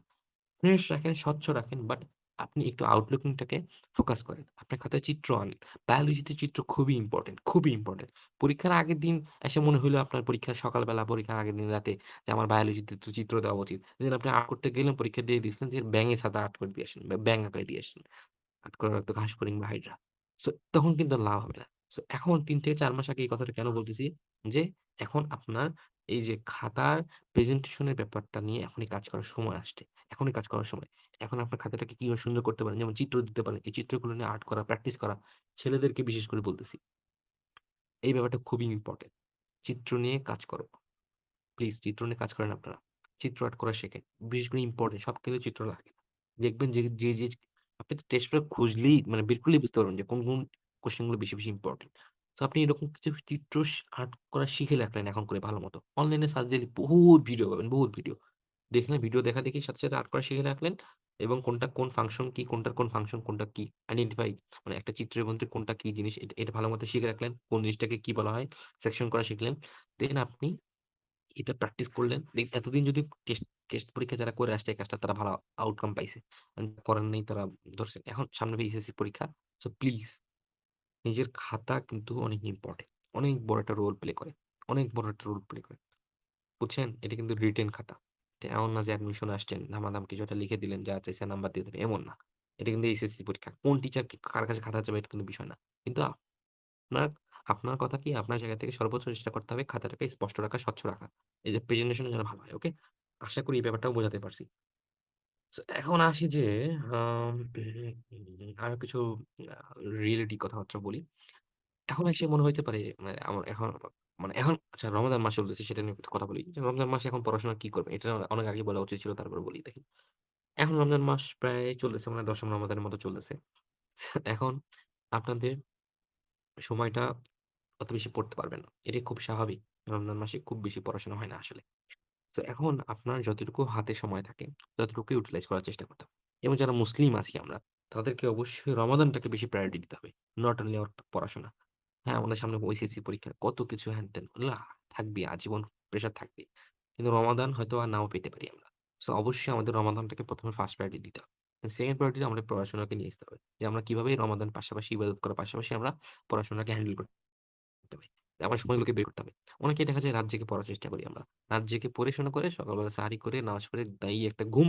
সকালবেলা উঠি ১২ টায় বা দুপুর ১ টায় বা ৩ টায় ৪ টায় হোয়াটএভার মাগরিবে কোন রকম ইফতার করি। সারাদিন রোজাটা তো রোজাই হইল না। এটা কোন একটা রোজার মধ্যেই পড়ে না। এটা একটা হালকা হয়ে গেল রোজাটা। রোজা হচ্ছে ঢাল স্বরূপ বুঝছেন? একটা স্লোপ ঢালের মতো। এই ঢাল স্বরূপ মানে সর্ড মানে বলতে পারেন যে একটা ঢাল স্বরূপ। সো রোজা হচ্ছে যেকোনো কিছুকে ঢাল স্বরূপ মানে যেকোনো কিছুকে প্রতিহত করতে পারে। সো আপনি যদি ঘুমায় থাকেন, এই রোজাটা তো দুর্বল হয়ে যায়। ঢালটা তো দুর্বল হয়ে যায়, তাই না? সো এটা কি প্রতিহত করবে? তো ঘুমের মধ্যে আছেন আপনি। সো আমাদের মনে হয় যে আমি আমি যতবার যত সেশন নেই বারবার এই কথাটা বলি যে রাত জেগে পড়ার অভ্যাসটা বাদ দেন। যারা রাত জেগে পড়াশোনা করেন মনে করেন যে এটা খুব ভালো, খুব হেল্প করতেছে আপনার লাইফে। খুব খারাপ জিনিস বুঝছেন? এটা ভুল ভাবতেছেন। লাইফে একটা সময় পর গিয়ে এটা ইফেক্ট আমরা বুঝি। এখন বুঝি না। একটা সময় পর গিয়ে বুঝি এই রাত জাগাগুলোই আমার একটা সময় খারাপ লাগার কারণ হয়ে দাঁড়ায়। যে কিছুই ভাল লাগতেছে না মামা। কিছুই ভাল লাগছে না। লাইফে আপনার টাকার অভাব নাই, কোন কিছুর অভাব নেই। কিন্তু আপনি সুখে নাই, শান্তিতে নাই। কারণ কি? আপনি রাত জাগেন। রাতে ঘুম হয় না আপনার। এই যে ঘুমাইতে না পারাটা যে কত বড় একটা কষ্টকর, কত বড় একটা কষ্টের জিনিস। একটা সময় পরে গিয়ে দেখবেন আর ঘুমই আসতেছে না। বুঝছেন? সো এইজন্য আমি আপনাদেরকে বলব নিজেকে বলব আপনাদেরকে বলব প্লিজ রাত জাগা অফ করেন। রাতে পড়াশোনা করে লাইফে খুব ভালো কিছু হওয়া, লাইফে খুব বড় বেনিফিটেড হওয়ার ব্যাপারটা থেকে বের হয়ে আসেন। এরকম এইসব জিনিস দিবা স্বপ্ন দেখা বাদ দেন। আমি আপনাদেরকে বলব রাত জাগা বাদ দেন। রাত জেগে কখনোই কোন কিছু করতে পারবেন না। রাত জেগে কখনোই বড় কোনো সাফল্য নিয়ে আসা সম্ভব না। সকালবেলা ওঠেন, সকালে ওঠা শিখেন। সকালে ওঠার দিকে জোর দেন। মর্নিং আ আর্লি রাইজিং এর ব্যাপারটা আরকি খুবই ইম্পোর্টেন্ট। খুবই ইম্পোর্টেন্ট আপনার লাইফে। আমাদের লাইফে আরকি। সবার লাইফেই। রাতে রাত জেগে পড়াশোনা করার যে মোটিভেশন, এইসব মোটিভেশন ফেক মোটিভেশন। যারা এইসব মোটিভেশন দেয় তারাও মনে হয় ফেক। যারা বলে যে তোমার যখন মন চাবে ঘুমাবা, যখন মন চাবে উঠবা। এসব ফেক কথাবার্তা। এগুলো আজাইরা কথাবার্তার দিকে কখনো শুনি না ভাই। একটা মানুষ আমরা চলতেছি একটা সুনির্দিষ্ট একটা চাকা একটা একটা একটা স্ট্র্যাটেজির মধ্যে দিয়ে। আমি বা আপনি এসে এই স্ট্র্যাটেজি চেঞ্জ করে এই রুলস চেঞ্জ করে আমার মতো করে চালাতে পারব না এই যন্ত্রটাকে। এই দেহটাকে আমি আমার মতো করে চালাতে পারব না তো। এই সুযোগ নাই তো। যেখানে যা দরকার সেটা সেখানে রাখতে হবে। রাত হচ্ছে ঘুমানোর জন্য। সো আমি ঘুম বাদ দিয়ে পড়াশোনা করতেছি ওখানে। হবে কি? আদৌ কি সেখান থেকে প্রোডাক্টিভ কিছু বের করে নিয়ে আসতে পারবেন? পারবেন না। কারণ রাতটাকে ঘুমানোর জন্য তৈরি করা হইছে। সকালটা হইছেই আমাদের জীবিকা নির্বাহ মানে জীবিকা খোঁজার জন্য। আমাদের যা কিছু দরকার পড়াশোনা হোয়াটএভার আ আর্ট আর্নিং খোঁজার জন্য সকালটা রাখা হইছে। আপনি ওই সময় ঘুমান তাহলে লাভ হইল কোনো? সো আমাদের এই জিনিসগুলো বোঝা উচিত যে কোন সময়টা আমার জন্য প্রোডাক্টিভ কোন সময়টা আমাদের জন্য প্রোডাক্টিভ করে সৃষ্টি করা হইছে and কোন সময়টা আমাদের জন্য ঘুমানোর জন্য, রেস্ট করার জন্য তৈরি করা হইছে। তো আমরা এই জিনিসগুলোকে ব্রেক করে মনে করি, হায়! আমি খুব শক্তিশালী মানুষ। আমি এগুলোকে সবকিছু ব্রেক করে আমি আমার মন মতো করে নিজের লাইফটাকে লিড করব। এই সবথেকে বড় ভুল আমরা এখনই করি। এই সময়গুলোতে করি। অ্যান্ড দেন আমরা কি করি? নিজের বেস্ট এফোর্টটা দেই, সর্বোচ্চ জান জীবন দিয়ে দেই। একটা সময় পর গিয়ে বুঝতে পারি না আমরা পুরাটাই মারা। এত কষ্ট করলাম দিন শেষে কিছুই পেলাম না। কারণ কি? পাবেন কেন আপনি? কারণ আপনি জায়গা মতো পরিশ্রম করেন নাই। আমরা মনে করি যে খুব পড়াশোনা করতেছি। আমি অনেক জায়গায় দেখি খুব পড়াশোনা করে পোলাপান, অনেক পড়াশোনা করে। অনেকে এখানে আছে ওয়াইপিটি তে পড়াশোনা। আমি এটা খুব উদাহরণ সব জায়গায় দেই। ওয়াইপিটি তে আমি এরকম বহুত পোলাপান দেখছি। আমার নিজের চোখের সামনে দেখছি। ১৮-১৯ ঘন্টা পড়াশোনা করতে। বাস্তব অর্থে কোথাও চান্স হয়নি, কোথাও ভালো কিছু করতে পারেনি। এটা আপনি আমি বারবারই করে বলি যে মনে করেন না যে ১৮, ১৯, ২০ ঘন্টা পড়লেই একটা মানুষ যে ভালো স্টুডেন্ট, একটা মানুষ ভালো রেজাল্ট করবে। বিষয়টা এরকম না রে ভাই। আপনি কম পড়েন। কিন্তু পরিমিত পড়েন, ইফেক্টিভ পড়াশোনা করেন, জায়গা মতো কোয়ালিটিফুল পড়াশোনা করেন এবং যখন পড়াশোনা করা দরকার একটা প্রোডাক্টিভ টাইমে পড়াশোনা করেন। দেখবেন যে আপনি অনেক ভালো রেজাল্ট করতেছেন। অনেক বেশি পড়াশোনার দরকার হয় না। আপনি একটা রেগুলার একটা অল্প পড়াশোনা করেন, দেখবেন অনেক ভালো রেজাল্ট করতেছেন। সো পরিশ্রম করেন, যেখানে পরিশ্রম করার সেখানে করেন। বুঝছেন? এমনি একটা পড়াশোনা নিয়ে আছেন, সেখানে মনে করেন যে নিজের সর্বস্ব ঢেলে দিলেন। কিন্তু দিন শেষে আউটপুট 0। তখন হতাশ হয়ে গলায় দড়ি দিতে যাবেন। গলায় দড়ি দিতে যাবেন। আর এইসব ফেক মোটিভেশন যারা দেয়, এই দায়ভারগুলো তাদেরকে একদিন নিতে হবে। এইসব ফালতু পোলাপানদের জন্য, ফালতু টিচারদের জন্য আজকে অনেক পোলাপানের জীবনটা নষ্ট। রেগুলার এসব নিউজ পাই আমরা, বুঝছেন? আমি ভার্সিটিতে পড়ি তো আশপাশে অনেক খোঁজখবর চলে আসে। এসব ফেক মোটিভেশন এর জ্বালায় পোলাপানদের জীবনটা শেষ। মানে লাইফটাকে মানুষ যে কি মনে করে, মানুষ যে কি মনে করে যে মানে এটাই মনে হয় জীবন। এটা ছাড়া কিছুই নাই। এর বাইরে আর কিছুই নাই। তো এটাই আমি বলতেছি যে আরেকটা কথা যে আপনারা এখন এসে মনে হইতে পারে যে এইচএসসি এত প্রেশার, অ্যাডমিশন আপনি সামনে যখন অ্যাডমিশনে যাবেন, হ্যাঁ? অনেক প্রেশার দেখবেন সামনের দিনগুলোতে অনেক প্রেশার লাইফ চলে আসবে। অনেকের অনেক জায়গায় অনেক কিছু দেখবেন। হ্যাঁ? এই কথাটা আমি তো বলতে ভুলে গেছি। তারপরও বলি যে শোনেন দেখেন অনেকে অনেক কিছু বলবে। নিজেকে অন্যদের সাথে কম্পারিজন করার ব্যাপারটা বাদ দেন। এটা একটা গাইডলাইন সেশনের উপর একটা পয়েন্ট ছিল আমার। যে নিজেকে এখন এই মুহূর্তে বা সামনের দিনগুলোতে অন্যদের সাথে এইসব বিষয়ে কম্পারিজন করা বাদ দেন। সবার ক্যাপাবিলিটি সমান না। সবাই সবকিছু সমানভাবে করতে পারে না। সবার স্ট্র্যাটেজি কখনো সেম হয় না। সবার প্যাথওয়ে মানে একটা সাকসেস হওয়া, সফল হওয়ার প্যাথওয়েটা সমান হয় না। সবার জন্য সমান সবকিছু না। একটা ভালো স্টুডেন্ট যে খুব ভালো রেজাল্ট করছে, সব জায়গায় চান্স পাইছে, সব জায়গায় কোপাইছে। তার মেন্টালিটি, তার স্ট্র্যাটেজি, তার ক্যাপাবিলিটি আর আপনার ক্যাপাবিলিটি, আমার ক্যাপাবিলিটি সমান নাও হইতে পারে। সেম নাও হইতে পারে। কিন্তু আপনি ওটার পেছনে ছুটতেছেন ওই একই মোটিভেশন, একই পাথওয়ে, একই কোচিং, একই স্ট্র্যাটেজির পেছনে ছুটতে গিয়ে দেখতেছেন আপনার জীবন যান সব শেষ। আপনি তারপর দিন শেষে 0 আপনার পয়েন্ট 0। অথচ আপনি হয়তো অন্য কোনো ওয়েতে, যে ওয়েতে আপনি কখনো চেষ্টাই করেননি, খোঁজারই চেষ্টা করেননি। সেই ওয়েতে গেলে হয়তো আপনার লাইফে ওর থেকে আরো ভালো কিছু করতে পারতেন। বা আপনি আপনার জন্য বেস্ট কিছু পাইতেন। সো আমাদের এই জিনিসগুলো বোঝা উচিত যে আমার ক্যাপাবিলিটি কতটুকু, আমি কতটুকু কোন দিকে কি করতে পারবো। আমার জন্য কোনটা ইজিয়ার, কোন পাথওয়েটা আমার জন্য সহজ হইতে পারে, কোনটা আমার জন্য হইতে পারে, কোন যে জায়গাটা আমার জন্য দরকার। সো আমাদের এই জিনিসগুলো খোঁজা উচিত, জানা উচিত। একটা মুখস্থ গৎপাতা সিস্টেমের মধ্যে দিয়ে নিজেকে নিয়ে গিয়ে যে আমি ওই মধ্যে নিয়ে গেলাম আর আমি সফল হয়ে গেলাম বা সবাই যাচ্ছে আমিও যাচ্ছি। বিষয়টা এরকম না রে ভাই। সো সো প্লিজ একটা বাস্তব রিয়ালিস্টিক হন। অন্যদের সাথে নিজে কম্পারিজন করার সবসময় সব জায়গাতে। এগুলো কমান। নিজের ক্যাপাবিলিটি খোঁজার চেষ্টা করেন। নিজে অনেকেই দেখা যায় আমি দেখি, অনেকে খুব ভালো স্টুডেন্ট। মানে বলতে পারেন ব্রেইন অনেক শার্প। অনেক কম পড়েই তারা অনেক কিছু মনে রাখতে পারে, সহজে ক্যাপচার করতে পারে। খুবই স্বাভাবিক। এটা খুবই স্বাভাবিক। সবাই সমান না। এই ব্যাপারটা বিশ্বাস করতে হবে আপনাকে। সো তারা কি করবে? তারা এই জিনিসটা বুঝতেছে যে আমার এই জিনিসটা বুঝতে সময় লাগতেছে না। ক্যাপচার করতে খুব সহজে আমি এগুলো বুঝতেছি। তারা কি করবে? তারা তারা এখন ওই জিনিসটা মনে রাখবে কিভাবে বেশিদিন, তারা কিভাবে আরো বেশি প্র্যাকটিসে যাবে, এই ব্যাপারটার দিকে জোর দেবে। তারা হার্ড ওয়ার্কিং যে ব্যাপারটা মানে বোঝার ক্ষেত্রে তো হয়ে গেল, ইজিলি বুঝতেছে। দেন আপনি এই জিনিসটা কিভাবে বেশিদিন মনে রাখবো আমরা, এই জিনিসটাতে সারা তারা মানে প্রেশার দিবে বা তারা এই জিনিসকে ফোকাস করবে। আর অনেকে আছে তাদের বুঝতে অনেক সময় লাগে। তাই এগুলো পড়াগুলো শেষ করতে অনেক সময় লাগে। তারা কি করবে? পড়াশোনার সময়টাকে বাড়ায় দিবে। সো এটাই আসলে নিয়ম। যার ক্ষেত্রে যেটা, আপনার ক্ষেত্রে কোনটা সেটা আপনাকে খুঁজে বের করতে হবে। আপনি তো আর আমি না। আপনি তো আর ওই ভাইয়াটা না। যে এসে আপনাকে মোটিভেশন দিচ্ছে বা আমি এসে আপনাকে কথাগুলো বলতেছি। আপনি তো আপনি। আপনি তো নিজে, আপনার সত্তাটা আপনি, তাই না? আপনি আপনাকে যদি ভালোমতো না চিনতে পারেন, আল্লাহ ছাড়া পৃথিবীতে আর কে এসে আপনাকে ভালো চিনতে পারবে বলেন তো? আমরা নিজেরা নিজেদেরকে কতবার, কতদিন, কতক্ষণ খোঁজার চেষ্টা করছি। আদৌ কি করছি কখনো? নিজেকে খোঁজার, নিজের ভিতরে কি আছে, কতটুকু সম্ভাবনা আমি রাখি, কতটুকু আমি পারি, কতটুকু আমার পক্ষে সম্ভব, কতটুকু কখনো কি চেষ্টা করছি? সো আমাদের উচিত নিজেকে খোঁজা। নিজের ভিতরে কতটুকু ক্যাপাবিলিটি আমার আছে, কতটুকু আমি পারবো, পটেনশিয়াল আমার আছে, সেটাকে খোঁজার, সেটাকে সার্চিং এর মধ্যে রাখা। এমন না যে আপনি ব্যর্থ বা আপনি পারবেন না, আমার সম্ভাবনা নাই। অলওয়েজ সার্চিং এর মধ্যে রাখা এই কাজটা। আমাদেরকে এটা সবসময় করা উচিত। নিজের ভিতরে যা কিছু ল্যাটেন্ট হিডেন ট্যালেন্ট আছে সবগুলোকে খোঁজার চেষ্টা করা। অনেক কিছুই আমাদের ভিতরে আছে যেটা আমরা কখনোই করার চেষ্টা করি না। মনে করি আমাদের ভিতরে কিচ্ছু নাই। ওই একটা সিস্টেমের মধ্যে আমরা পড়ছি, ওই একটা সার্কেলের মধ্যে, ওই সার্কেলের মধ্যে ঘুরতেছি। দেন ওটা ছাড়া আমরা আর বের হওয়ার কোনো চেষ্টাই করি না। সো আমাদের এগুলো বাইরে আসতে হবে। এগুলো বাইরে এসে চিন্তা করতে হবে। নিজেদেরকে একটা সংকুচিত একটা জায়গার মধ্যে, একটা বৃত্তের মধ্যে চিন্তাভাবনা না করে এর বাইরে এসে চিন্তাভাবনা করা শিখতে হবে। আমরা একটা সিস্টেম, একটা গৎবাঁধা একটা আমি গ্রাম থেকে এখন গ্রামে গেলেও আমি এই একই জিনিসই দেখি। একই সিস্টেম। সবাইকে ওই একই জায়গার মধ্যে আসতে হবে। এইচএসসি, অ্যাডমিশন টেস্ট এর মধ্যে বুয়েট, মেডিকেল কলেজ। আমি এগুলোকে ছোট করতেছি না। বাট বলতেছি যে সবাইকে কেন এক জায়গায় আসতে হবে? সবাইকে কেন একই জায়গার মধ্যেই একটা গোলক ধাঁধার মধ্যে নিয়ে এসে একটা হাইপ সৃষ্টি করে ভালো করলে ভালো মানে মাথায় তোলা, মাথায় একদম তুলে একদম শেষ করে দেওয়া। দেন সামনে ক্যারিয়ারে এসে ভালো কিছু না করতে পারলে তাকে একদম মাটিতে ফেলে দেওয়া, একদম শেষ করে দেওয়া। অ্যান্ড যে খারাপ করলো তাকে আগেই শেষ করে দেওয়া। মেরে ফেলা। যে তুই মামা তুই শেষ। মানে তুই শেষ। তোর লাইফটাই শেষ। তুই কিছুই পারলি না। এরকম একটা ছোট্ট একটা জায়গায় নিয়ে এসে সবাইকে জাজমেন্ট করা, জাস্টিফাই করা। এত কেন সংকীর্ণ, এত কেন সংকুচিত আমরা হচ্ছি? কেন আমরা এত সংকুচিত করে ফেলছি নিজেদেরকে, নিজেদের জীবনটাকে?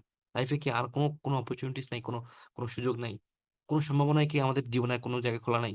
অনেক জায়গায় অনেক সুযোগই আছে। কিন্তু আমরা সেগুলোকে ২ চোখে দেখতেই পারি না। এই যে এত এডটেক, এত বিজনেস এসবের পেছনে, এত কিছু এটার পেছনে কত বিজনেস চলে জানেন? এই একটা সিস্টেমের মধ্যে, এই একটা সার্কেলের মধ্যে। কত টাকার বাণিজ্য চলে। এই পুরো বাণিজ্যটাই আপনার চটকদার বিজ্ঞাপনে ভরা। এই বাস্তবতাগুলো আপনি এখন বুঝবেন না। কিছুদিন পর যখন অ্যাডমিশন ভালো করেন বা খারাপ করেন, হোয়াটএভার তারপরে গিয়ে বুঝতে পারবেন যে এই জিনিসটা কতটা চটকদার ছিল আপনার কাছে। কতটা হাইলাইটেড, কতটা হাইপড ছিল। তখন বুঝবেন, এখন না, তখন বুঝবেন। তখন গিয়ে বাস্তবতাটা বুঝতে পারবেন।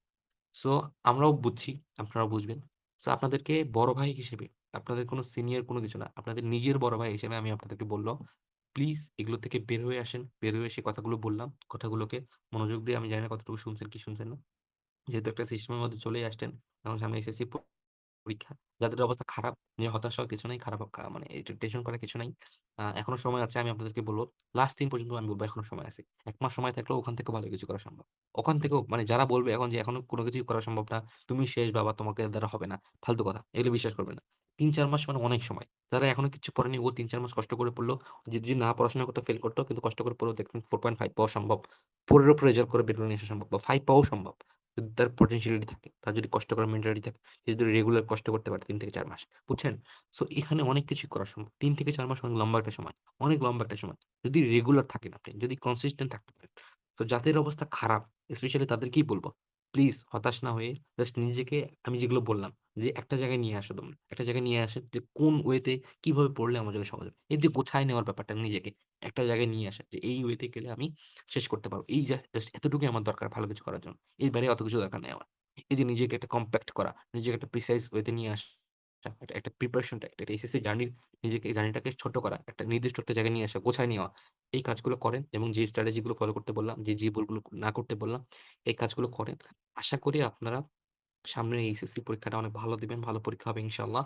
অ্যান্ড অনেকে অনেক ভয়-টয় দেখাবে, অনেকে অনেক কিছু বলবে, শিক্ষামন্ত্রী চেঞ্জ হইছে, হ্যান-ত্যান অনেক কিছুই বলবে। কিছুই না, হুদাই দেখবেন যে পড়াশোনা যে করছে ও ঠিকই ভালো রেজাল্ট করবে, আর যে করেনি সে ঠিকই ধরা খাবে। সো পড়াশোনা করতে হবে। পড়াশোনা করার কোনো মানে বিকল্প নেই। হয় আপনি মারা খাবেন। হ্যাঁ, একটা ক্ষেত্রে লাক ফেভার করে যে লাক অনেক সময় খারাপ হয়। এটা খুব রেয়ার কেস। আরেকটা ক্ষেত্রে ধরা খান কি আপনার ওভার কনফিডেন্স এর কারণে। দেখা যায় আমাদের ওভার কনফিডেন্স। এই ওভার কনফিডেন্স টা আমাদেরকে একদম খেয়ে দেয়। সো ওভার কনফিডেন্স এর কারণে আমরা অনেক সময় মারা খেয়ে যাই। সো এই যে ১ম এই কিন্তু এই কথাটা বলছিলাম। তো ওভার কনফিডেন্ট হওয়া যাবে না। শেষ দিন পর্যন্ত নিজের চেষ্টাটা চালায় যেতে হবে। বুঝছেন? সো চেষ্টা করে যেতে হবে। এসএসসি জিনিসটাকে এত সহজভাবে নেওয়ার সুযোগ নেই। এসএসসি জিনিসটাকে আসলে তারা আ আগের মতো যে এত ইজিয়ার এখন অ্যাডমিশন নিয়ে পড়ে আছেন আপনি। এগুলো নিয়ে কথা আমি বললামই না আরকি। অন্য কখনো সময় হলে বলব। অ্যাডমিশন নিয়ে আমার ইচ্ছা আছে আমি প্রত্যেক বছরই কম বেশি নেই। লাস্ট ২-৩ বছর থেকে নিচ্ছি। গত বছর একটা বিশাল ৪ ঘন্টার মতো একটা সেশন নিছিলাম। এবার ইনশাআল্লাহ সামনের বারও মানে আপনাদের সময়ও একটা সেশন নিবো ইনশাআল্লাহ অ্যাডমিশনের A to Z ওই জার্নিটার সবকিছু বলা থাকে। মানে A to Z প্রত্যেকটা জার্নি মানে লাস্ট ইয়ারের হিসেব অনুযায়ী বলার চেষ্টা করি আমি। সো আ যে এখন অ্যাডমিশন জিনিসটাকে ফোকাস না দিয়ে এসএসসি বই, মেইন বই আবার বলতেছি, মেইন বইটা ভালোমতো শেষ করেন, ভালোমতো পড়েন। মেইন বই ভালোমতো। যার মেডিকেল ইচ্ছা সেই বেচারা যদি মনে করে আমার এখন ম্যাথ না পড়লেও চলবে, সে বড় ধরনের মারার সম্মুখীন হতে চলেছে। তো প্লিজ এই ধরনের চিন্তাভাবনা কইরেন না। তার ইঞ্জিনিয়ারিং ইচ্ছা, সে বায়োলজি স্কিপ করতেছে, বায়োলজি কোনরকম পড়তেছে, ভালোমতো পড়তেছে না। সেও বড় ধরনের মারার সম্মুখীন হতে চলেছে। সো এই ধরনের মারা না খেতে চাইলে প্লিজ প্রত্যেকটা সাবজেক্টকে সমান গুরুত্ব দিয়ে ভালোমতো শেষ করেন। এবং যার ধরেন বায়োলজি পরীক্ষা সে নিজের লেভেলটাকে 100% থেকে আরেকটু উপরে নিয়ে গেল। ধরেন 150% বা 200% দিল বায়োলজিতে। কিন্তু 100% সে ম্যাথেও দিল সবগুলো, ফিজিক্সেও দিল, কেমিস্ট্রিতেও দিল সব। মানে সে যেন মেডিকেলে মারা খেলেও যেন পরবর্তী সময়ে গিয়েও ম্যাথে যেই যে 100% দিয়ে সে একাডেমিকে ওই 100% লেভেলটা দিয়েই যেন অন্যান্য জায়গায় সে সার্ভাইভ করতে পারে, বেঁচে থাকতে পারে, ভালো রেজাল্ট করতে পারে। সো কোন সাবজেক্টকে হেলা করার কোন সুযোগ নেই। প্রত্যেকটা সাবজেক্টকে ভালোমতো সমান প্রায়োরিটি দিয়ে পড়তে হবে। যদি আপনার মনে হয় যে আমার মেডিকেলের দিকে যাওয়া উচিত বা মেডিকেলের দিকে যাবো, দেন আপনি ওইটাকে আরো লেভেল আপ করেন। আরো ভালো করে পড়েন যদি আপনার হাতে সময় থাকে। আর যদি না হয়, যদি সম্ভব না হয় অতটুকুই রাখেন। আপনার মেডিকেলে চান্স পাওয়ার জন্য এমন আহামরি কোনো জ্ঞান লাগে না। মানে অতিরিক্ত জ্ঞান লাগে না যে সেটা আপনার এখনই অর্জন করতে হবে। এই জিনিসগুলো পরে বুঝবেন। এখন বলার সময় নাই এগুলো। সো আশা করি আপনারা আমার যে মূল কথাগুলো বলার, যে জিনিসগুলো আমি চেষ্টা করছি বলার, এখন এসে করা উচিত। এটা আশা করি বুঝতে পেরেছেন। এখন কোয়েশ্চেন অ্যান্ড অ্যান্সার সেশন। আপনাদের কারো কোনো কথা কোনো কিছু না বুঝে থাকলে প্লিজ আপনারা বিটিসি টেল যে গ্রুপটা আছে এই গ্রুপে কোয়েশ্চেন করতে থাকেন। এই কোয়েশ্চেন অ্যান্সার দেন তো সবাই যে আমি যা কিছু বলছি বুঝছেন কিনা? আমার কিন্তু অনেক কষ্ট হয়েছে বুঝছেন। আমার গলার অবস্থা ভালো না। আমার সর্দি কাশি মনে করেন যে আমি অসুস্থ। এই সেশন আমার অনেকদিন থেকে নিতে যাচ্ছি। আ তো এখন এসে মনে করেন যে আমার আমার মনে করেন যে অনেক কষ্ট করে নিলাম। যাই হোক, আমি জানি না কতটুকু হেল্প করতে পারছি। রাহাত তুমি তো বুঝবাই। আচ্ছা। ভাই একটু ব্রিফলি বলেন কিভাবে পড়বো একাডেমিকের জন্য কিভাবে পড়বো বলেন? ব্রিফলি আচ্ছা স্ট্র্যাটেজিক্যালি যদি বলি যে কি রিসোর্স শেষ করবেন সেটা হলো যে প্রথমত মেইন বইটা তো পড়তেই হবে। তারপর হচ্ছে যে আপনার বোর্ড কোয়েশ্চেন মানে টেস্ট পেপার বিগত বছরের কোয়েশ্চেন গুলো পড়বেন। বিগত ৫ থেকে ৭ বছর। মানে ৫ থেকে ৭ বলতে আপনার হচ্ছে ওই যেগুলো সিলেবাসের বাইরের চ্যাপ্টার সেগুলোরও কিন্তু ৫ বছর আগে। মানে ১৮ থেকে মনে হয় না ১৯ থেকে মনে হয় সিলেবাসের বাইরের কোয়েশ্চেন হচ্ছে শর্ট সিলেবাস। সেখান থেকে তার আগ পর্যন্ত পড়বেন। হচ্ছে যে আ আ ফাহমিদ, ফাহমিদ, রাহাত আ আর সিয়াম তোমরা কি কেউ আছো? ফাহমিদ, ফাহমিদ, রাহাত, সিয়াম নাই, সিয়াম চলে গেছে। এই তোমাদের মধ্যে থেকে তোমাদের যদি কারো কিছু বলার থাকে, তোমরা যদি মনে করো যে ওদের বলা উচিত, ওদের ২-১ টা আমি কোনো কিছু মিস করে গেছি যে এগুলো ওদের বললে হেল্প হইতো বা আমি মিস করছি। তোমরা তো রিসেন্টলি বের হইছো। হ্যাঁ? মানে এসএসসি ২৫ ব্যাচ তোমরা। তো তোমরা বলতে পারো। কেমন? তাহলে ওদের জন্য ভালো হবে। আমি ভাবছিলাম তোমাদের এগুলো শুনবো কিন্তু সময় হলো না আরকি। তো এটা করতে পারেন মেইন বই পড়বেন, টেস্ট পেপার পড়বেন।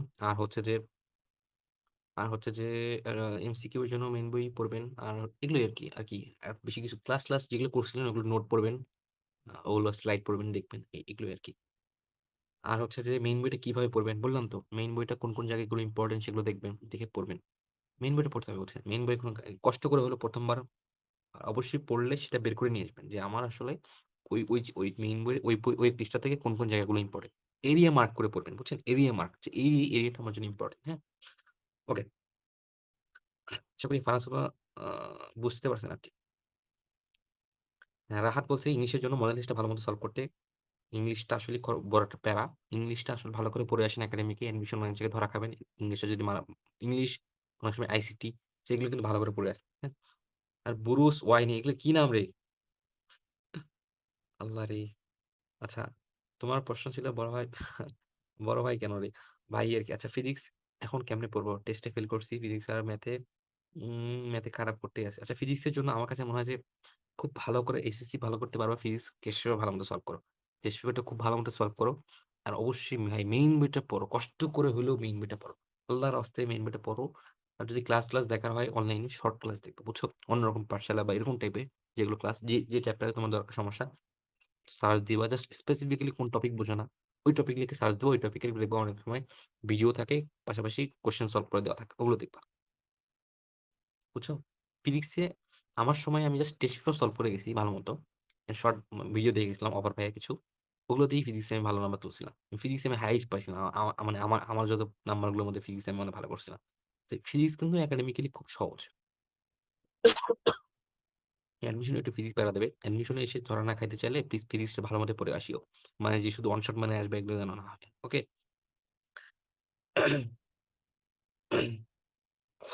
হ্যাঁ, ১৯২ 190 আমি দেখে অবাক হইছিলাম। আমি ফিজিক্স ভালো পরীক্ষা দিছিলাম। আলহামদুলিল্লাহ। আমি ফিজিক্স মজা দিয়ে পরীক্ষা দিছিলাম আরকি।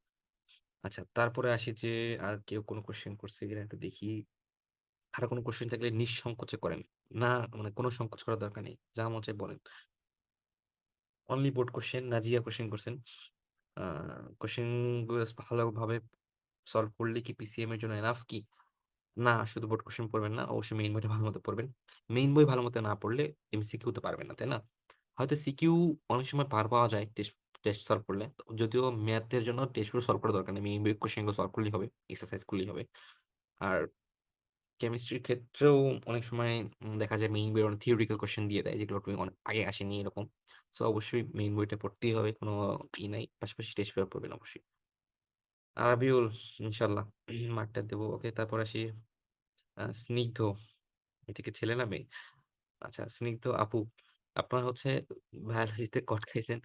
বায়োলজির জন্য তো মেইন বই পড়া ফরজ। মেইন বই ভালোমতো বুঝে, বুঝে পড়েন। ক্লাস করবেন। ক্লাস করার পাশাপাশি সাথে, সাথে মেইন বইটা পড়বেন বুঝে, বুঝে।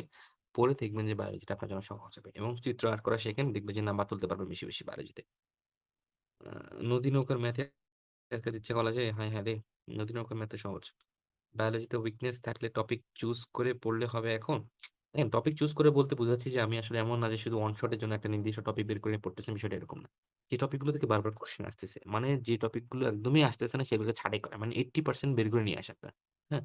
তো বায়োলজির জন্য দেখেন কিছু, কিছু জায়গা আছে যেগুলো মানে একটা বায়োলজিতে তো দেখা যায় যে অনেক ইনফো। একটা পৃষ্ঠা পড়লে অনেক ইনফো। সব তো লাগে না। যেই ইনফো গুলো বারবার কোয়েশ্চেন আসে ইম্পোর্টেন্ট মানে দাগানো লাইন গুলো পড়া আরকি। বুঝছেন? এগুলো পড়েন। পাশাপাশি যেই জায়গাগুলো থেকে কোয়েশ্চেন হয় যেমন ধরেন হাইড্রার চলন ব্যাখ্যা করো। সো আপনারা তো ওখানে আর কোন কিছু ছাঁটাই করার সুযোগ নেই। পুরো ব্যাখ্যাটা আপনাকে পড়তে হবে। না পড়ে না পরীক্ষায় অ্যান্সার করতে হবে। সো তখন অবশ্যই আপনার ব্যাখ্যাটা ভালো করে পড়তে হবে। এরকম করে আপনি সিলেক্টিভ ভাবে বায়োলজিটা পড়তে পারেন। আর হ্যাঁ, হ্যাঁ, আমি ভুলে গেছি। ফর্মুলার শর্ট নোটটা রেডি করতে হবে সবার। ফর্মুলার শর্ট নোট তৈরি করে ফেলবেন। প্রত্যেকটা সাবজেক্ট মানে হচ্ছে ফিজিক্স, কেমিস্ট্রি, ম্যাথ এগুলোর জন্য ফর্মুলা শর্ট নোট। মানে ফর্মুলা থাকবে একটা জায়গায়। পাশাপাশি শর্ট নোট মানে যেগুলো ইনফো গুলো খুব দরকার। যেমন ধরেন যে আ পয়জনের অনুপাত কত থেকে কত এরকম একটা থাকে না? রেঞ্জ গুলো এরকম ইনফো গুলো মানে যেগুলো ইম্পোর্টেন্ট ইনফো পাশাপাশি সূত্র যেগুলো সব সূত্র একটা জায়গায় শর্ট নোটের মধ্যে নিয়ে আসা। এই কাজটা যারা এখনো করেনি এটা অনেক আগের করার কথা। তারা অলরেডি করে ফেলেন। আর অবশ্যই অনুশীলনীটা পড়বেন ভালোমতো। প্রত্যেকটা মেইন বই বলতে বোঝাচ্ছি যে মেইন বই পড়া, অনুশীলনী পড়া আরকি। সো অনুশীলনীটা অবশ্যই গুরুত্ব দিবেন। এফআরবি ক্লাসের পরে তারপর ক, খ, এমসিকিউ, গ, ঘ সলভ। এমনে হবে না? আ হ্যাঁ, আসলে আমি যেটা বললাম এটা করেন। পাশাপাশি আপনার জন্য যদি আরো মনে হয় যে ওটা ভালো হবে ওটা করতে পারেন সমস্যা নেই। মেইন বইটা পড়তে হবে বুঝছেন? আপনাদের ভিতরে বা আমাদের ভেতরেও ছিল মেইন বই স্কিপ করার যে মেন্টালিটি এটা কমান। মেইন বই স্কিপ করার মেন্টালিটি থেকে বের হয়ে আসেন। পরীক্ষা দিতে হবে অনেক বেশি। মডেল টেস্ট দিতে হবে। আ আচ্ছা তারপরে সে অন শট পড়ার সময় লাইভ খেয়াল করুন। আইসিটি মেইন বই পড়ে কিছুই বুঝি না। আইসিটি আচ্ছা মাহবুবুর রহমান স্যারের বইটা তো ভালোই রে। আমি তো মাহমুদুর রহমান স্যারের বইটা পড়ছিলাম। তো ওইটা পড়তে পারেন। ওইটা খারাপ না। আর বোর্ড বইটা তো একটু এলোমেলো বেশি কিছু নাই। তো এটা আরকি বোর্ড বই না পড়ে মাহবুবুর রহমান স্যারের বইটা পড়েন। ঘাস করি আচ্ছা। আমি এফআরবি ক্লাস করে এমসিকিউ নিজে সলভ করতে পারি। তারপরও মেইন বই পড়তে হবে? এই যে ফারাহ সুবা আমি আপনাকে বারবার করে বলতেছি, মেইন বই পড়তে হবে। আপনার মনে হইতে পারে এফআরবি ক্লাস করে এমসিকিউ নিজে সলভ করতে পারি। এত সহজ না। বোর্ড পরীক্ষায় আপনাকে এই যে বিগত বছর কোয়েশ্চেন থেকে কোয়েশ্চেন করবে। বোর্ড বইয়ে অনেক কোয়েশ্চেন পাবেন। বোর্ড পরীক্ষায়। নতুনত্ব। যেটা কখনোই আগে আসে নাই। এরকম এক্সেপশনাল অনেক কোয়েশ্চেন পাবে। যে কোয়েশ্চেন গুলো বোর্ড বইতে আছে। কোন ভাইয়ের এফআরবির কোন ক্লাসে শিটে স্লাইডে নাই। সেই জিনিসগুলো পড়তে হলে, জানতে হলে, পারতে হলে মেইন বই পড়তে হবে। তখন মারা খেয়ে এসে আফসোস করে তো লাভ নেই যে কেন বোর্ড বই স্কিপ করছিলাম। এজন্যই বারবার করে বলছি যে অবশ্যই মেইন বইটা পড়তে হবে।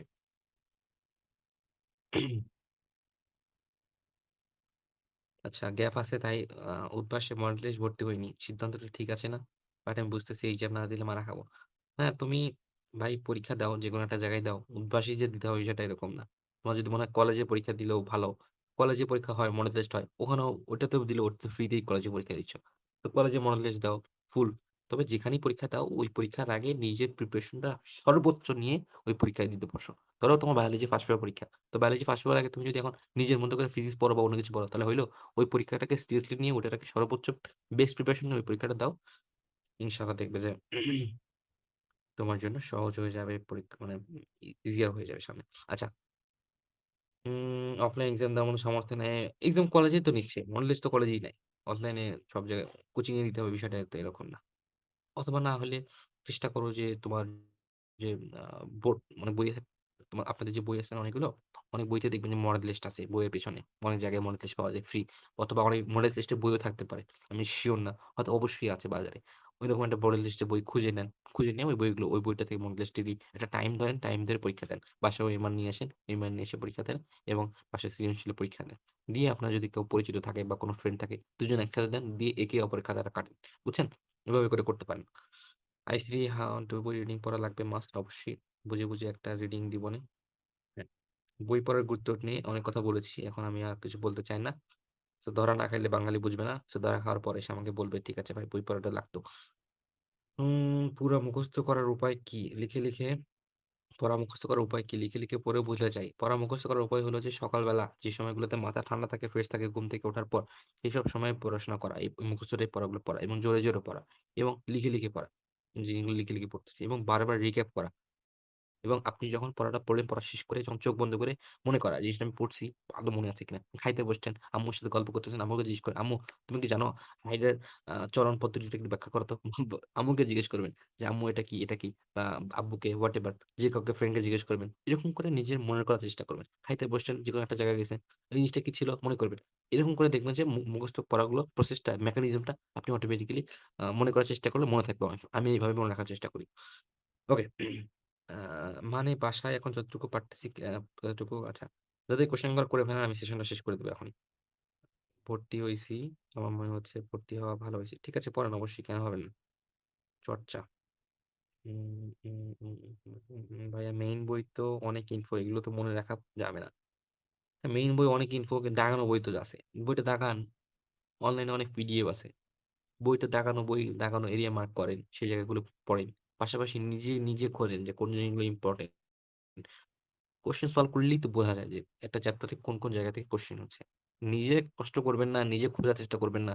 সবকিছু আপনাদের মনে হয় যে আমাদের মনে হয় যে সবকিছু আমাদের হাতের মুঠোয় তুলে দিলে, মুখের মধ্যে তুলে দিলে আমরা খাবো। সবসময় কি এরকম করলে হবে? খোঁজার চেষ্টা করতে হবে। নিজেকে কষ্ট করতে হবে। কষ্ট না করলে কি কৃষ্ণ মিলবে এত সহজে? তো কষ্ট করলে তো কোন কিছু ফল পাওয়া যাবে না। সো এইজন্য আমাদের মনে হয় যে কষ্ট করা উচিত। অ্যান্ড আপনার উচিত বের করে নিয়ে আসা যে কোন, কোন জায়গাগুলো ইম্পোর্টেন্ট। বাট আবারও বলতেছি মেইন বই পড়তে হবে। মেইন বই স্কিপ কইরেন না। আল্লাহর ওয়াস্তে।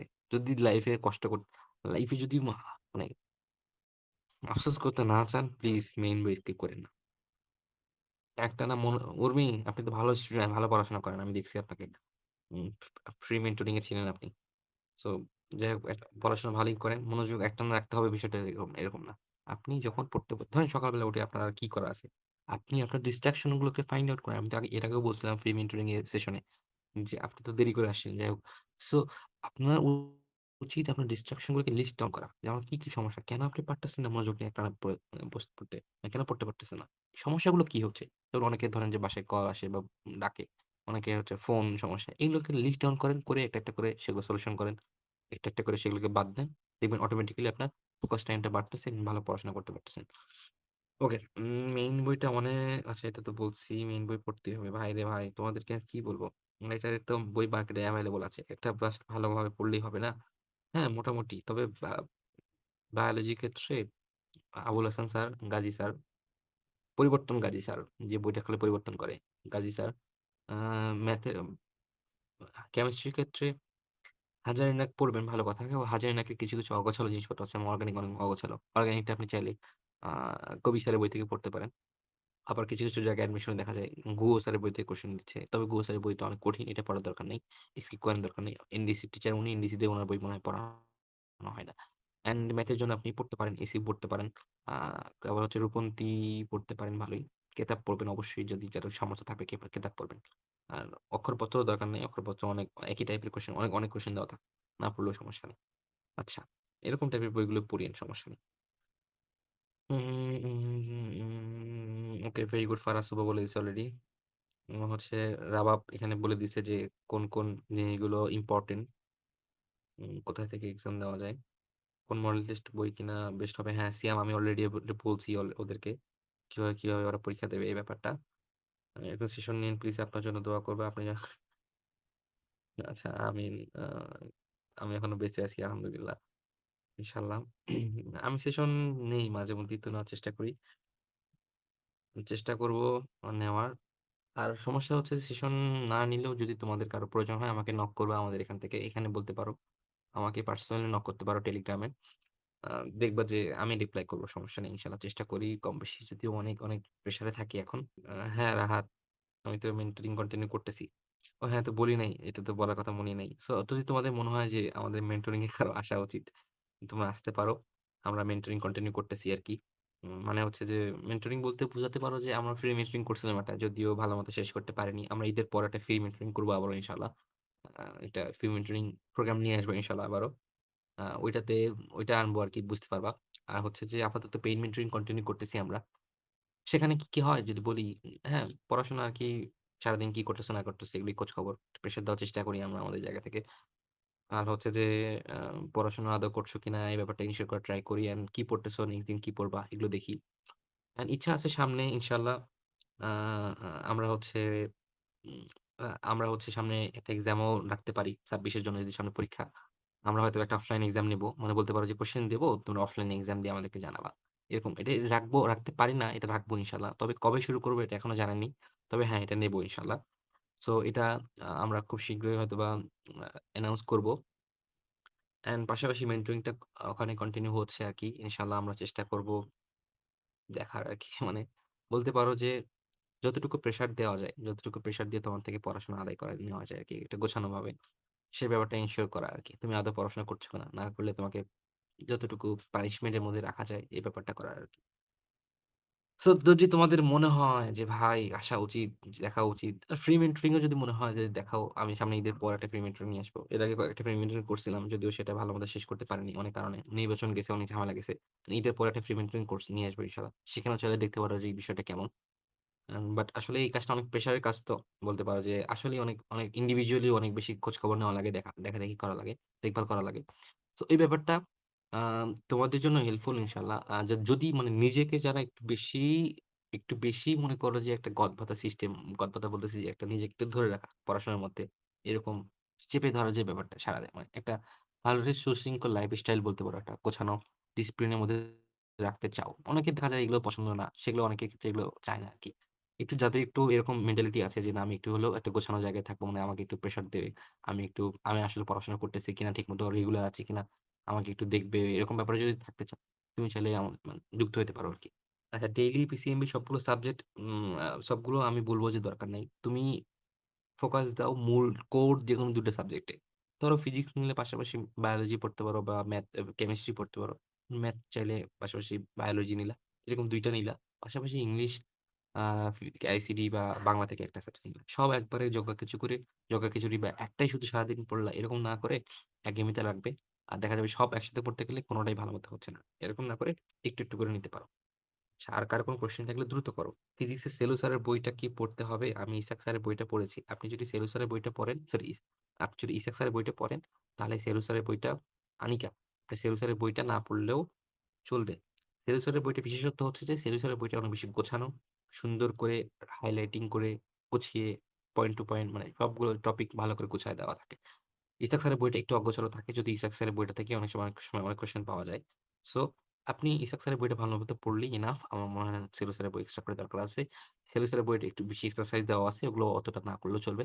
তবে অবশ্যই ইসাক স্যারের বইটা ভালোমতো পড়বেন। ইসাক স্যারের অনুশীলনী ভালোমতো পড়বেন। আচ্ছা।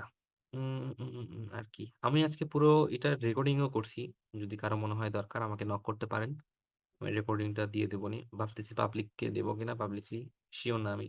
দিলেও দিতে পারি। অনেক সময় এগুলোকে কেউ গুরুত্ব দেয় না আসলে। এই কথাগুলো যে নিয়ে বসে করা মানে এরকম যে কত প্রেশার যায়, অনেকে গুরুত্ব দেয় না। এজন্য রেকর্ডিং দিতে মন চায় না। তারপরেও অনেকের দরকার হয় এজন্য দিয়ে দেবনি।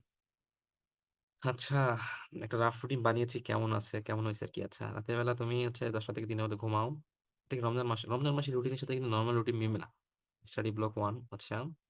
নামাজ কালাম পড়ে, সেহরি করে, আবার ফজর পড়ে আবার একটু okay, study block 2, study block 3 to 3 sleep একটু ঘুমাও।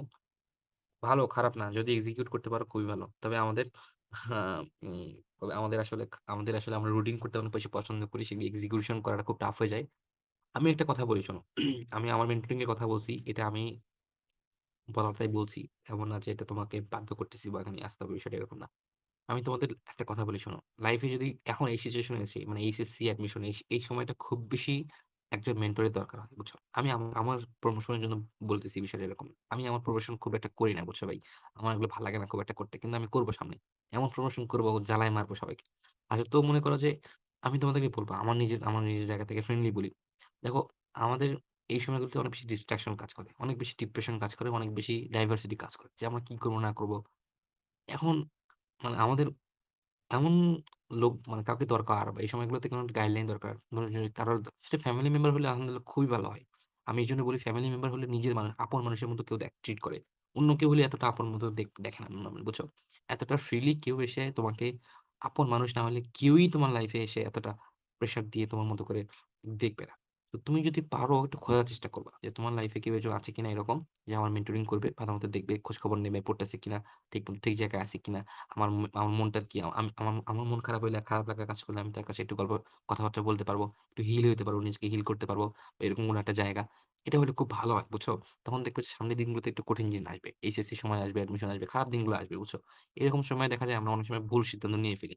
একদম ভালো মেন্টর না থাকলে আমরা অনেক সময় অনেক ভুল সিদ্ধান্ত নিয়ে ফেলি। দেন আমরা একটা সময় পর গিয়ে বুঝতে পারি যে আমরা অনেক বড় একটা ভুল করে আসছি। অথচ যদি ওই সময় কেউ একজন থাকতো আমার লাইফে, এরকম ওই ভুলটা হয়তো আমি করতাম না। সো আমাদের উচিত। আমি তোমাকে বলতেছি না যে আ আমি আমার মেন্টরিং থেকে বা আমি আমার এখানে যুক্ত হওয়ার জন্য বলতেছি, বিষয়টা এরকম না। আমি বলতেছি আমি আমার লাইফে ভুল থেকে বলি, প্লিজ এরকম কোন একটা মেন্টর পেতে চেষ্টা করো। বা নিজের ভাই হইলে খুব ভালো হয়, নিজের বোন হইলে ভালো হয়, নিজের ফ্যামিলি মেম্বার হলে খুবই ভালো হয়। বা যদি কেউ হয় আপন কেউ, খুবই ভালো হয়। যে তোমাকে সঠিক দিক নির্দেশনা দেবে। যে তোমাকে ভুল পথে নিয়ে যাবে না। যার ভালো এক্সপেরিয়েন্স আছে। বুঝছো? এটা খুব কাজে দেয়। আমার সময় আমি এটা পাইনি। বুঝছো? আমার এখনো এটা আফসোস হয়। আমি আজও এই মুহূর্তে তোমাদের সাথে কথা বলতেছি না। এখনো আফসোস করি। কেন আমি ওই কাজগুলো করিনি ওই সময়? এই যে তোমাদেরকে যে জিনিসগুলো বললাম, এগুলো আমার ভুল থেকে এই কথাগুলো বললাম। এই ভুলগুলো আমি করে আসছি। যদি আমার লাইফে কেউ একজন থাকতো, এরকম করে যদি কেউ বলতো, হয়তো আমি সেই ভুলগুলো করতাম না। বুঝছো? সো এইজন্য লাইফে একজন মেন্টরের দরকার হয়। বিশেষ করে এরকম সিচুয়েশন গুলোতে। চেষ্টা করবা খোঁজার। যদি হয় খুব ভালো। এরকম কোনো একটা গ্রুপে থাকা। শুধু নিজের ফ্রেন্ডরা এক জায়গায় থাকো, তাহলে কিন্তু বিষয়টা হেল্প পাবা, বিষয়টা এরকম না। সিনিয়রের দরকার আছে ভাই। লাইফে অনেক দরকার আছে এবং ভালো সিনিয়র, গুড সিনিয়র। একজন ভালো সিনিয়রের খুব দরকার লাইফে। অনেক দরকার। তোমার জুনিয়রের থেকে তুমি অনেক সময় কিছু তোমার জুনিয়র তো তোমার জুনিয়র। তার কাছ থেকে তুমি কি শিখবা? তার কাছে কি জানবা? তোমাকে সে কি দিবে? কিন্তু সিনিয়র সে অলরেডি তোমার রাস্তা পার হয়ে আসছে। তোমার অলরেডি ওই দিনগুলো সে ক্রস করে আসছে। সে জানে ওই দিনগুলোতে কিভাবে স্ট্রাগল করতে হয়, কিভাবে সারভাইভ করতে হয়, কিভাবে কোন ভুলগুলো না করলে সে আরো ভালো কিছু করতে পারত। সো এইজন্য একজন সিনিয়র খুব দরকার। তুমি চেষ্টা করবা তোমার লাইফে এরকম কোন একটা মেন্টর বা সিনিয়র খোঁজার, বুঝছো? তার মানে এই না যে জায়গাগুলো না বলি। তো তো আচ্ছা, বাস্তবিক রিয়ালিস্টিক হওয়া উচিত। আর কারো কোনো কোয়েশ্চেন থাকলে করো। ঘুমানোর টাইম এখন নির্ভর করে যত তাড়াতাড়ি ঘুমাতে পারো ভালো আরকি। যত তাড়াতাড়ি ঘুমাতে যত দ্রুত উঠতে পারো তত ভালো। এশার নামাজ পড়ে এসে ঘুমায় দিবা, ঘুম দিবা একটা। ১০টা ১১টা বাজে, ১১টার মধ্যে ঘুমায় যাবার চেষ্টা করবা। এখনকার সময় আসলে খুব দ্রুত ঘুমানো টাফ। ১১টা ১১:৩০ র মধ্যেই ঘুমায় যাওয়ার চেষ্টা করবা। ফজরের সময় উঠবা ইনশাআল্লাহ। ওই সময়টা কাজে লাগানোর চেষ্টা করবা। ইনশাআল্লাহ। আচ্ছা, আর কারো অনেক কোয়েশ্চেন কিন্তু আমি কিন্তু ১১:২০ এ কিন্তু আমার সেশন শেষ করছি। প্রায় ১ ঘন্টা ৫-১০ মিনিটের মধ্যেই। আমি কিন্তু কোয়েশ্চেন এর আনসার দিতেছি এতক্ষণ। হার্ড হয়ে যাচ্ছে। মডেল টেস্টগুলোর জন্য প্রিপারেশন নিতে গিয়ে নিজের গ্যাপ গুলো ফিল আপ করা হার্ড হয়ে যাচ্ছে। নিজের গ্যাপ গুলো পাশাপাশি নিজের গ্যাপ গুলো ফিল আপ করার চেষ্টা করেন পাশাপাশি, হ্যাঁ? গ্যাপ গুলো ফিল আপ না করলে একটা সময় পর গিয়ে দেখবেন যে আপনার গ্যাপ গুলো গ্যাপই থেকে যাচ্ছে। এই কথা কিন্তু বারবারই বলি যে দেখা যাচ্ছে যে টেস্ট পরীক্ষার আগে যে আমি এই কথা বলছিলাম এর আগেও। যে টেস্ট পরীক্ষার আগে মনে হইতে পারে যে একটু সামান্য গ্যাপ আছে। এগুলো টেস্ট পরীক্ষার পরে ফিল আপ করব। দেখা যাচ্ছে ওই সময়গুলো আপনি আর পাবেনই না। দেখা যাচ্ছে মডেল টেস্ট, এ টেস্ট, অমুক টেস্ট দিতে পরীক্ষার আগের দিন এসে দেখবেন যে আপনার ওই চ্যাপ্টারে গ্যাপ আছে। তো যেমনি হোক জোর করে হোক ওই চ্যাপ্টারটা দ্রুত শেষ করেন। পাশাপাশি রিভিশনটা কন্টিনিউ রাখেন। একটা রেশিও তে নিয়ে আসেন। বুঝছেন? 80% যদি রিভিশন রাখেন, 20% নতুন গ্যাপ ফিল আপের জন্য একটা সময় রাখেন। একটা নির্দিষ্ট একটা সময় রাখেন। যে সময় আপনি গ্যাপ ফিল আপ করবেন। আর সিএম একটা কথা লিখছে আরকি যে আ আচ্ছা আমার এখানে অনেকে হয়তো চিনবে কিনা জানি না। ওরা আমার পুরনো মানে বলতে পারেন যে ছোট ভাই-বোন। ওরা আমার সাথে ছিল অনেকদিন আগে। এজন্য ওরা অনেক সময় গাইডলাইন দিতেছে আরকি। ওরা কই থেকে আসলে আমি নিজেও জানি না। আমি ওদেরকে আসতেও বলিনি। তাই হোক আসছে আরকি। খুব ভাল লাগে ওদেরকে দেখলে। তো ওরা হয়তো আপনাদেরকে অনেক কিছু বলতেছে। ওরাও মোটামুটি আলহামদুলিল্লাহ এই জার্নিটা পার করে আসছে। এজন্য অনেক কিছু বলতে পারতেছে আরকি। তো খাতায় লেখা ব্যাপারটা ও সিএম বলছে। এটা আসলে অনেক ইম্পোর্টেন্ট। যাই করেন না কেন খাতায় লিখবেন। আমিও এটার পক্ষে। খাতায় লিখলে বেশ অনেক বেশি মনে থাকবে। ওকে? ওকে সো আলহামদুলিল্লাহ আজকের সেশনটা আমরা মোটামুটি শেষের দিকে চলে আসছি। এই গ্রুপটা বুঝছেন? একদম মৃতপ্রায় একটা গ্রুপ হয়ে গেছে। একটা সময় আমার এই গ্রুপটা এই নামেই একটা গ্রুপ ছিল আমার আগে। ওখানে মোটামুটি মনে করেন যে ৪০-৫০ জনের মতো পোলাপান ছিলাম আমরা। আমি সব্বাইকে চিনতাম, সব্বাইকে চিনতাম। গ্রুপের সবার সাথে আমার কথা হইতো। মানে কথা বলতে আমি জানতাম কে কোন ব্যাচ, আ কার কোথায় মোটামুটি বাসা, কার কেমন পড়াশোনা চলতেছে। সবার সাথে আমার এই গ্রুপে কথা হইতো। এমন না যে এটার জন্য তাদের মেন্টরিং এ যুক্ত থাকা লাগছে, বিষয়টা এরকম না। সবার সাথে কথাবার্তা হইতো। এই গ্রুপটা অনেক বেশি চালু গ্রুপ ছিল। অনেক বেশি কথাবার্তা হইতো। হ্যাঁ?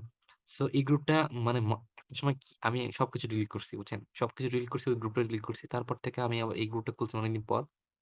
দেখা গেছে তারপরে এই গ্রুপটা মারা মানে মৃতপ্রায়। কোন কথা হয় না, কোন কিছু হয় না। সো আমি চাইবো যে আপনাদের যাদের যেকোনো কিছু জিজ্ঞাসা থাকলে আমাদের এই গ্রুপে এসে করবেন। অনেক সিনিয়র আছে আলহামদুলিল্লাহ। আমি আছি। দরকার পড়লে আরো অনেক সিনিয়র নিয়ে আসবো, সমস্যা নেই। অনেকেই অনেক হেল্প করবে, বুঝছেন? আপনাদের যেকোনো জিজ্ঞাসা, যেকোনো কিছু হেল্প লাগলে এখানে এসে বলবেন। আশা করি আপনি সলিউশন পাবেন ইনশাআল্লাহ। আচ্ছা ইনশাআল্লাহ ফাহমিদ, আ randomly আলোচনা হবে আরেকদিন। আরেকদিন মানে বলতে পারেন যে আমরা এরকম ফরমাল কথাবার্তা না বলে এমনি গল্পসল্প করব আরেকদিন ইনশাআল্লাহ। randomly অন্য একটা কোনো আলোচনা হবে। অন্য একদিন করব ইনশাআল্লাহ। সবাই মিলে এমনি গল্পসল্প করব কার কি অবস্থা না অবস্থা। যেটা র‍্যান্ডম কথাবার্তা মানে ইনফরমাল কথাবার্তা হবে। এরকম সেশন একটা আয়োজন করব। এই গ্রুপে করব ইনশাআল্লাহ। মাঝে মধ্যেই করব, সমস্যা নেই। আচ্ছা, আচ্ছা ঠিক আছে। তো আমরা শেষ করি আজকে। আ আ হুম, হুম, আচ্ছা। এসএসসি একটা গ্রুপ বানিয়েছি বড় ভাই এসএসসি দের জন্য। আচ্ছা এসএসসি তুমি আ আ আ ঠিক আছে। এসএসসি পোলাপানরা অনেক অনেক ছোট। ওদের সাথে তো কাজ করতে মজাই লাগে। ওদেরকে আরো ভালো পরামর্শ দেওয়া যায়। ওদের জার্নি জানা সহজ হয়, ওদের বলা যায়। সমস্যা নেই। যার মন চায় এই গ্রুপে এড দিও। গ্রুপে যদি কারো প্রয়োজন হয় এড করিও। যদি কারো হেল্প লাগে বলিও। অ্যান্ড আ আ সর্বোপরি আজকে সেশনের শেষের দিকে যাচ্ছি। আশা করি আপনাদের আর কোন গুরুত্বপূর্ণ কোয়েশ্চেন নাই। যদি থাকে করে রাখেন, আমি অ্যান্সার করব ইনশাআল্লাহ। পার্সোনালি করলেও করতে পারেন, এখানে করলেও করতে পারেন। অ্যান্ড সর্বোপরি আমি আপনাদেরকে অনুরোধ করব চেষ্টা করেন আমার কথাগুলো শোনার, ভালো করে যারা শুনছেন শোনার। আমি রেকর্ডিংটা দিয়ে দেবনি। যারা যদি কেউ মিস করে থাকেন কথাগুলো শুনে নিয়েন। আর আর হচ্ছে সেই অনুযায়ী কাজগুলো করিয়েন। আমি খুব ইম্পোর্টেন্ট কথাগুলো বলছি। একদম কোর বেসিক কথাগুলো বলছি। যেগুলো আপনার এখন দরকার বুঝছেন? একদম ইম্পোর্টেন্ট কথাগুলো বলছি। সেগুলো কোনটাই মানে ফেলনা না, কোনটাই ফেলে দেওয়ার মতো কথা না। কোনটাই আসলে আনইম্পোর্টেন্ট মানে অগুরুত্বপূর্ণ কোনো কথাবার্তা না। সো আশা করি কথাগুলোকে আপনারা ভালো করে শুনবেন, আবারও লিখে রাখবেন, নোট করে রাখবেন এবং সেগুলো পাই টু পাই ফলো করার চেষ্টা করবেন। অ্যান্ড লাস্টলি আমি আপনাদেরকে বলব, এখন এই সময়টা অগোছালো হইয়েন না। একটা গোছানো একটা পথে যান। নিজের লাইফস্টাইলটাকে ঠিক করেন। একটা গোছানো লাইফের মধ্যে দিয়ে যান। যদি প্রয়োজন হয় কোন একটা মেন্টরশিপ এ যুক্ত হন। হ্যাঁ, আমি আমার কথাই বলতেছি বা অন্য যেকোনো জায়গায় যদি ভালো মনে হয় বা যদি মনে হয় আপনার ফ্যামিলির কোনো একটা মেম্বার যে আপনাকে অনেক বেশি প্রেশার দেয়। আপনার বাবা, আপনার মা, আপনার মেন্টর বলতে এটা বোঝায় না যে কোনো একটা পেইড মেন্টর এ যুক্ত হইতে হবে, বিষয়টা এরকম না। আপনার মা-বাবা যদি অনেক বেশি স্ট্রিক্ট হয়। আমি নরমালি আমার লাইফে আমি এটা এইচএসসি সময় পাইনি। যদি আপনার কাছে মনে হয় আপনার ফ্যামিলি এখন আপনাকে অনেক বেশি প্রেশারাইজ করতে পারতেছে। আপনার ফ্যামিলি আপনার অনেক বেশি পসেসিভ আপনাকে নিয়ে। আপনার খোঁজ খবর রাখে। আপনি পরীক্ষায় কত দেন, পরীক্ষা দিচ্ছেন কিনা, আপনি আদৌ পড়াশোনা করতেছেন কিনা, কতটুকু পড়তেছেন আজকে, লিঙ্কডিন কি পড়বেন, দেন আপনি পরীক্ষা দিচ্ছেন, পরীক্ষা দিলে কত মার্ক পাচ্ছেন, আপনার খাতার কি অবস্থা। এই ব্যাপারগুলো যদি আপনার ফ্যামিলি এখনো আপনাকে দেখে, আপনি অবশ্যই আপনাকে আমি বলব না আপনি এখানে যুক্ত হন। আপনার ফ্যামিলির কাছে থাকেন। আপনার ফ্যামিলি থেকে আপনি হেল্প নেন। খুবই ভালো আলহামদুলিল্লাহ। কিন্তু যাদের নাই, যাদের সুযোগ নাই, তারা প্লিজ যদি মনে হয় যে আপনি যুক্ত হওয়ার আপনার কাছে আমি বলব যে যুক্ত হন। একটা সময় পর ব্যাপারটা বুঝতে পারবেন যে আসলেই ব্যাপারটা হেল্পফুল। আসলেই ব্যাপারটা অর্থিক। আসলেই ব্যাপারটা আ মানে মানি ওয়েস্টিং না, টাকা-পয়সা নষ্ট হয় না। আসলে ব্যাপারটা অনেক হেল্প করে। যাই হোক এগুলো নিয়ে আজারে আলাপ না করি। আমার মনে হইতে পারে অনেক আজাইরা। ইনশাআল্লাহ আমরা এগুলো নিয়ে বিস্তারিত কথা বলব একটা সময় পর। সো আমরা আজকে সেশনটা শেষ করতেছি। আ সেশনটা শেষ করতেছি। ইনশাআল্লাহ আ আপনাদের সাথে আবারও কোন না কোন একদিন, কোন না কোন একটা সময়ে দেখা হবে। জীবনে যেখানে এই কথাটা বারবার বলতেছি সব জায়গায়। যেখানেই যান, যেখানেই থাকেন না কেন, লাইফে যেখানেই থাকেন না কেন, ভালো অবস্থা থাকেন বা খারাপ অবস্থা থাকেন, জানাইন আমাদেরকে। একটা সেশন হইছিল একটা জায়গায়। কিছু একটা কথা শুনছিলাম। অ্যান্ড দেন আমি আজকে এই জায়গায় আছি। খারাপ আছি অথবা ভালো আছি। খারাপ থাকলে শেয়ার করবেন, হেল্প চাইবেন, আ পরামর্শ নেবেন বা শেয়ার করবেন। আর ভালো থাকলে বলবেন যে আলহামদুলিল্লাহ একটা জায়গায় আসছি। কোন ক্রেডিট নেব না, কোন কিছু ছাপাবো না আপনাকে নিয়ে, কোন একটা জায়গায় বিজ্ঞাপন দেব না ইনশাআল্লাহ। জাস্ট শুনে ভাল লাগবে, খুশি হব। এতটুকুই। হ্যাঁ? সো এতটুকুই আজকের সেশনটা শেষ করছি। ভালো থাকবেন সবাই। সবার জন্য অনেক, অনেক দোয়া রইলো। আল্লাহ আমাকে এবং আপনাদের সবাইকে ভালো রাখুন। ভালো কিছু দিক, ভালো কিছুর জন্য দোয়া করছি। আজকের সেশনে যা কিছু খারাপ কিছু বলছি, আ সবকিছুই আসলে খারাপ যা কিছু হইছে সবকিছু শয়তানের পক্ষ থেকে এবং আমার পক্ষ থেকে। ভালো যা কিছু বলছি সব আল্লাহর পক্ষ থেকে। আলহামদুলিল্লাহ। শেষ করছি আজকের সেশনটা। আসসালামু আলাইকুম ওয়া রাহমাতুল্লাহি ওয়া বারাকাতুহু।